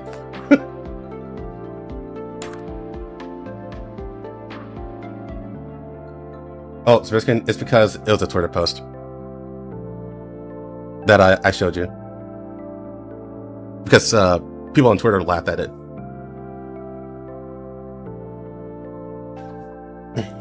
She be my dog. What the fuck? When Lainie first arrived at Perska's lab, she was quite... Oh yeah, that's 2. 3. Perska sometimes assigned Lainie to run errands, possibly to obtain and analyze data generated during the course of an assignment. This time, the subject of her errand was Lenna. The smile had never left Lainie's face from the moment she received the assignment. Even after a bumpy ride to her destination, Lainie was still brimming with energy after hopping off the vehicle. Leva, Lenna, at last we meet again! Lainie spread her arms excitedly, waving them towards her family. At that moment, Kalina, Leva, and Lenna were working in a tall government building. As they looked down on the little form below vigorously waving her arms, Lenna waved hers back with matching enthusiasm. Lenna, she won't be able to see you from here even if you wave your arms off. Leva quickly tugged Kalina back lest Lenna hit her by accident. Out of the corner of her eye, she noticed that Lainie was still waving at them. She chuckled helplessly. That's actually a bit much. I kind of want to pretend I don't know her. Ah, you say that, but the moment you heard Lainie was coming, you dropped everything to make sure you were free to meet her. Lenna grabbed Leva and dragged her off. Let's go, Leva. Time to go get our sister. Today, the three of us reunite. The moment Lenna saw through her, Leva was infected with her enthusiasm, and a faint smile spread across her face.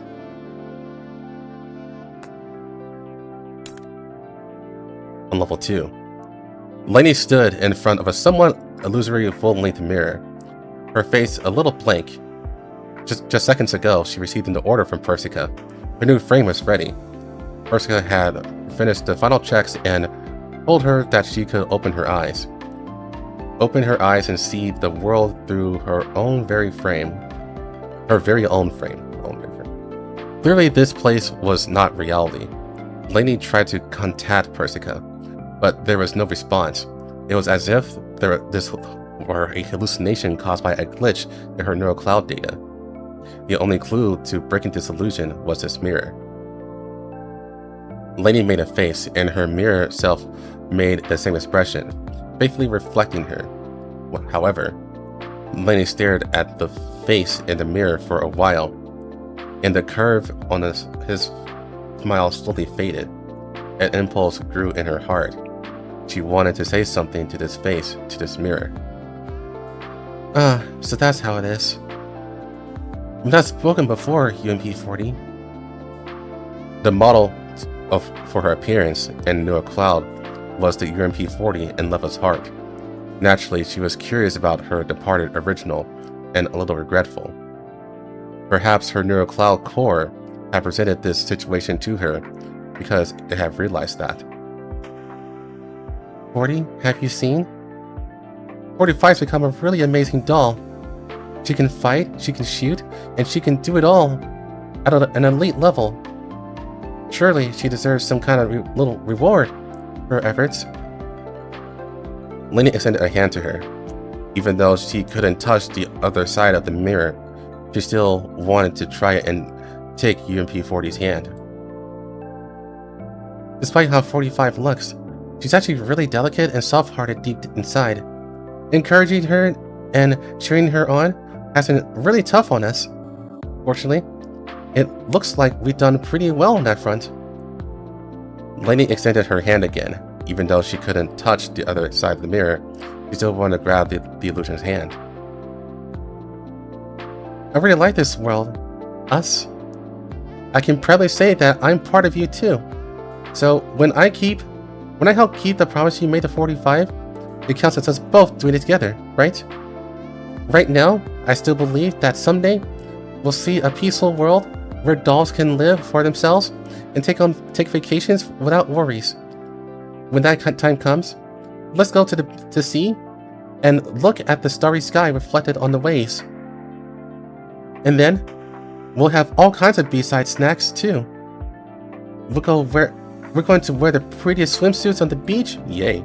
And I end up getting carried away and talk about the future. How about a fist bump, 40? It'll be a promise between you and me. While the fist on both sides of the mirror couldn't really make contact, Lainie thought she felt something invisible touch her neural cloud. Then again, it might just have been a phantom sensation caused by the data abnormality here. Yep, it's a promise then. We're going to keep living. We're going to keep lighting her. Our way forward. We're going to live for ourselves, no matter how much pain we had to go through. We're never going to give up. Oh, yes, and we got to remember that the tactical doll UP-40 once existed. She wasn't alone. And she wasn't a freak, because Leva and Lainie will always be with her. The mirror's existence started to fade away, along with the image inside it. Lainie wiped away her tears that had started flowing without her knowledge. My neural cloud's telling me that our chat time is up. I don't know when I'll get to speak with you again like this. You'll watch us, won't you, 40? Make sure you watch us, okay? See you next time. No link, check. No abnormalities. Brain function, check. No abnormalities. Delta Network complete. Voting systems successful. That's when she first wakes up. That's when she finally leaves Leva's frame. Heard that, gamer. I'm indeed a gamer. A simulated persona piggybacking off another doll's neural cloud. Perhaps, no, I'm definitely unique in this world. Therefore, she wanted to cherish rare experiences like this. A long time ago, when she was idling around in Leva's base layer, the UMP Forest Raccoon, or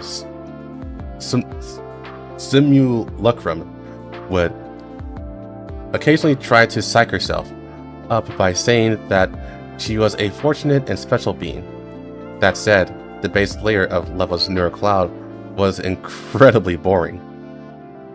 It never changed, time held no meaning there, and the data streams were stale. Nothing would happen if nothing had happened to Leva, and there would be no use for her. Bored, let's sing along, la la la la la. Huh?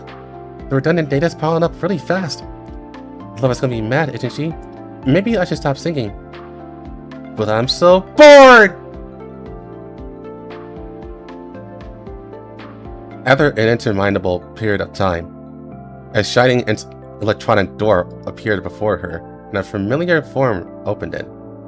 Leva's cheerful voice reached her ears. Still alive? I came to visit a certain child who was left behind. Today is, yes, it's special in reality, so I'll allow you to move freely for 120 seconds. You can talk to the commander too if you want. Even with nobody seeing her but Leva, a look of surprise crossed the face of the simulated persona that never truly existed in the real world. That day, she used her core to clearly view the sights beyond the door. The world was colorful, and it made the blood in her non-existent brain boil. A seed of ambition was planted in the depths of her neural cloud.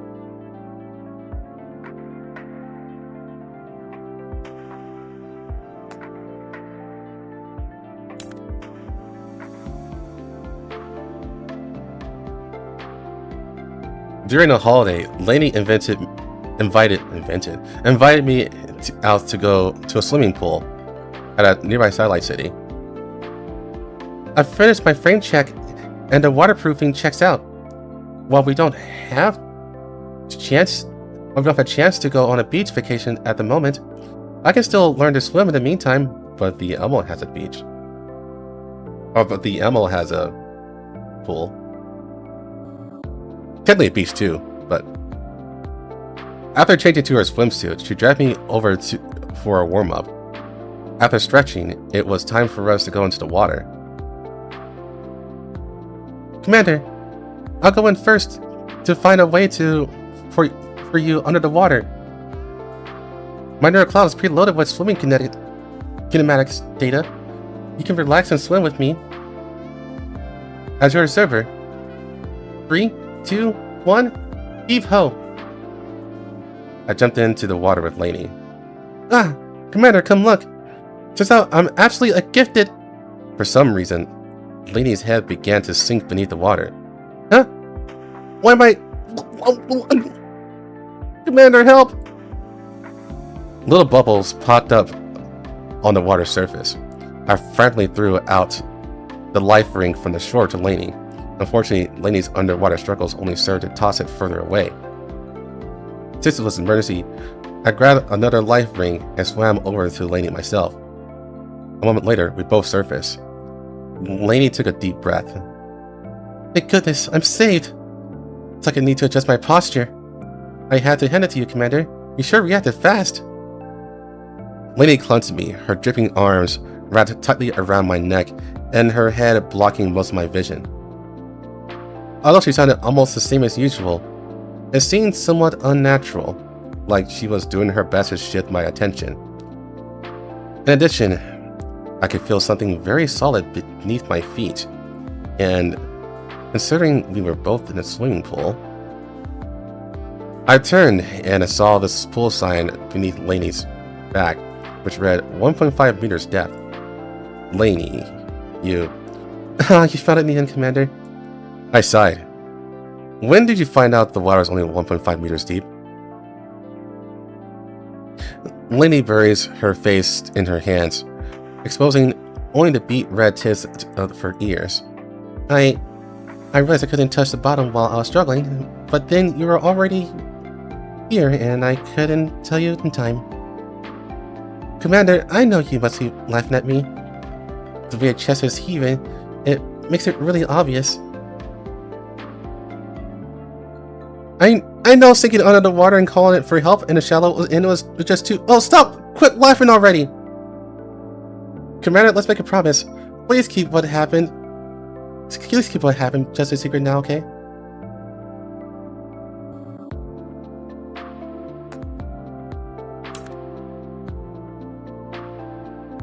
This room's a jungle.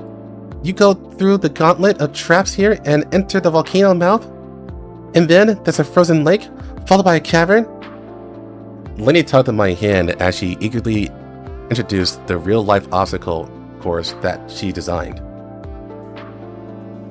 I'm telling Leva. The Elmo's crew had been having a hard time recently, so I decided to host a party for everyone to relax. 2 weeks ago, Lainie had learned about this and mentioned that she wanted to help design a party game for me. Today was when we would see the fruits of her labors. And that's it. That's the Planet Elmo Adventure Course. Lainie sounded very proud of her creation. I can deploy some drones and mini robots and that I scrounged up along the course to serve as monsters, and for the boss monster. Lainie giggled and looked at me with her twinkling eyes. That was my phone. Doesn't matter. I suddenly realized that this topic was related to me. Am I gonna be the boss monster? I tried to feel out Lainie's thinking, but Lainie shook her head. It's me! I want to play the boss dragon protecting her treasure. Everyone will have to defeat me to obtain the treasure. I'm sure it would be lots of fun. For some reason, you're not drew a sigh of relief from me. I thought you'd be an explorer instead. Lainie laughed. This time, I'll let the others be the explorers instead, because I'm going to protect the treasure. Commander. Lainie's smile was loaded with hidden meaning. I felt a little surprised. Wait, are you saying I'm the dragon's treasure? Yep. Lainie nodded, all smiles. Protecting the ordinary supply crate is— well, I just can't get motivated about it. But if I'm keeping you from being taken away, I know I bet my life on it. Okay. After all, in or out the game, you're my most precious treasure.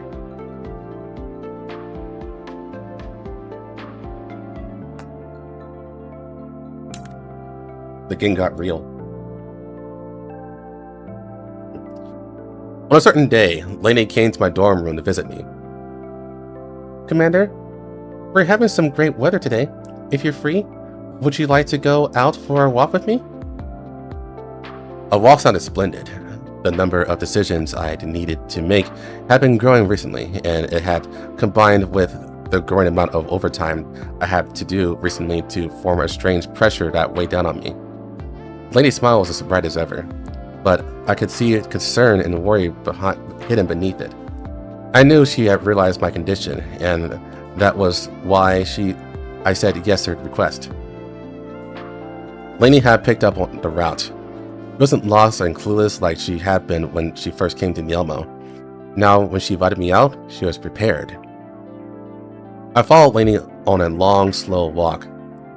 Perhaps it was because I was talking and laughing with her, but the scorching heat of the sunlight in the yellow zone seemed much more gentle and warm than before.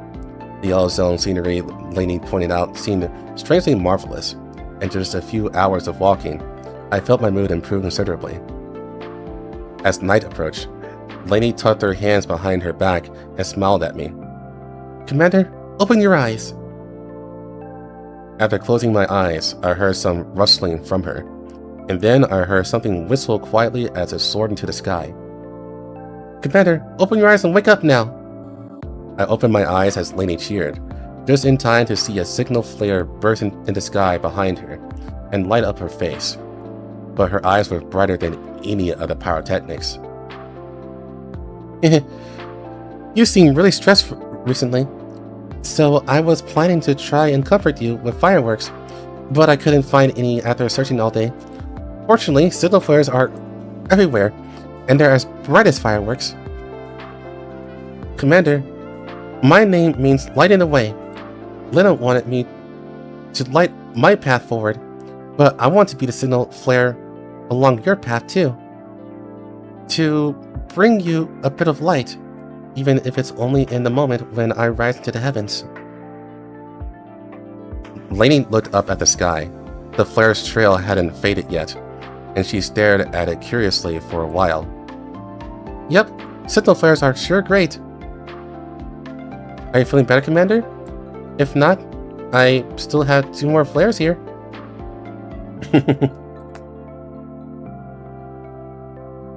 Ah, she's adorable. A cutie patootie. Shining, beacon, light, what?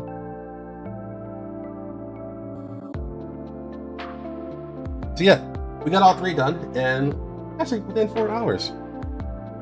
Pretty hyped about that one. Because, man, yesterday's stream was brutal.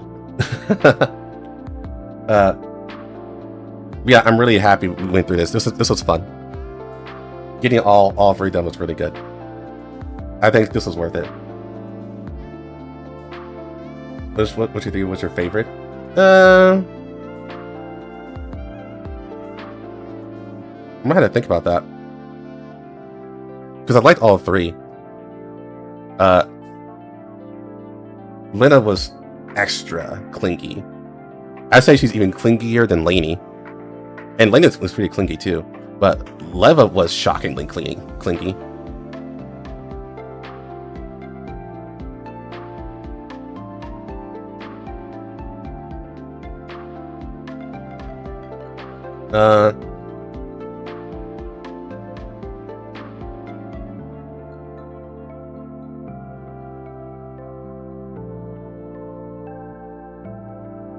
I know a bunch of other streamers had the marathon Corposant Arena when it's near the end date.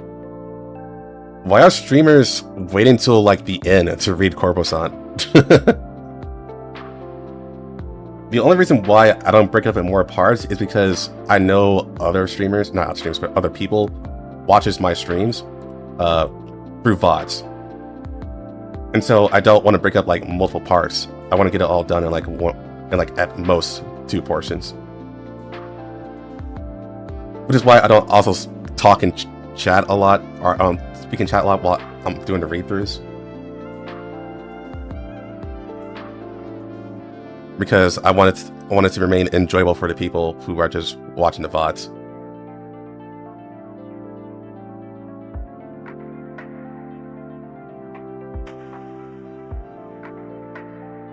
Yeah, that is still confusing though. I don't know why people do that.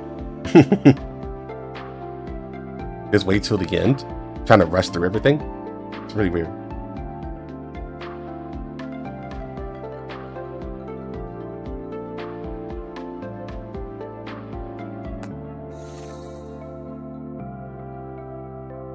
But yeah, I don't know my favorite.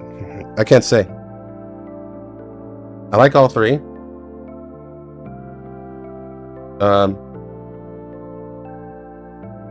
I do like how clingy Lenna is.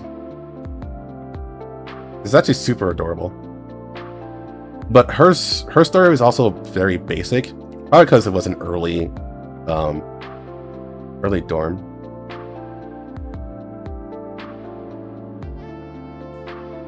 I think Lainie developed the most through this, and this pretty much has to happen in the main story.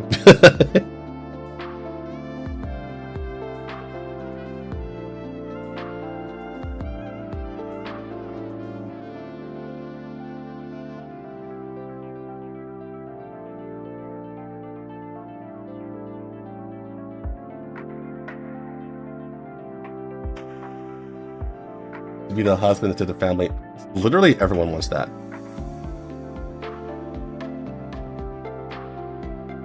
Like, actually, literally everyone. Lainie hasn't mentioned, but she hasn't been in the actual main story yet. But, alright.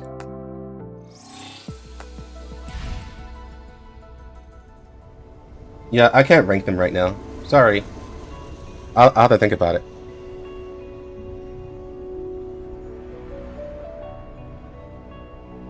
This 9 Tarum. But yeah, I'm going to fuck off and do things. I pretty much haven't really had time to do much other than researching strikes, I guess.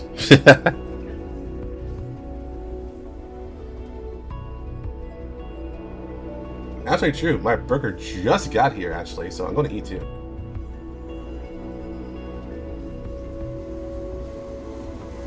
So, alright, just real quick, Tuesday. Tuesday is Nikkei. We're doing a side story. And then on Thursday, I actually don't know. Maybe Thursday since Thursday has nothing happening, maybe I do Ghost Frontline 1, since I did have requests for that. Do that and, actually, is that still up? I want to say it is.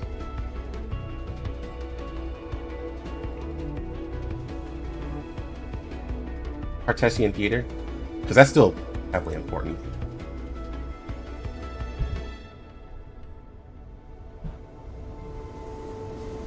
Let me just double check that.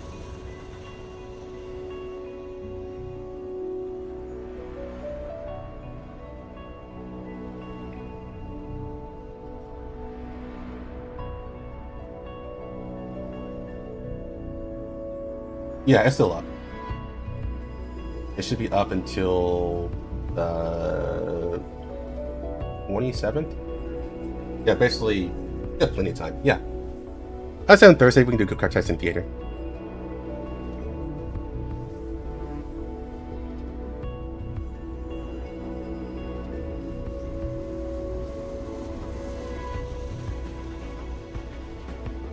Oh, my bad. I looked at the wrong thing. It's on the 13th is when it ends. Okay, that's when it ends then. Yeah, I'm not going to stream on Monday.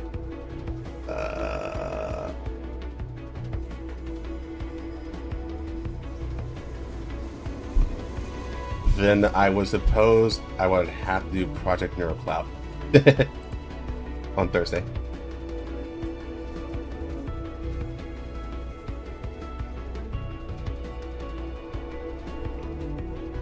Yeah, there's too much happened. There's too much stuff going on. But alright, my burger's here. At the very least, we're doing on Tuesday. We're doing Nikkei. So alright, I'll see you guys later. See y'all next week. Smash Bros.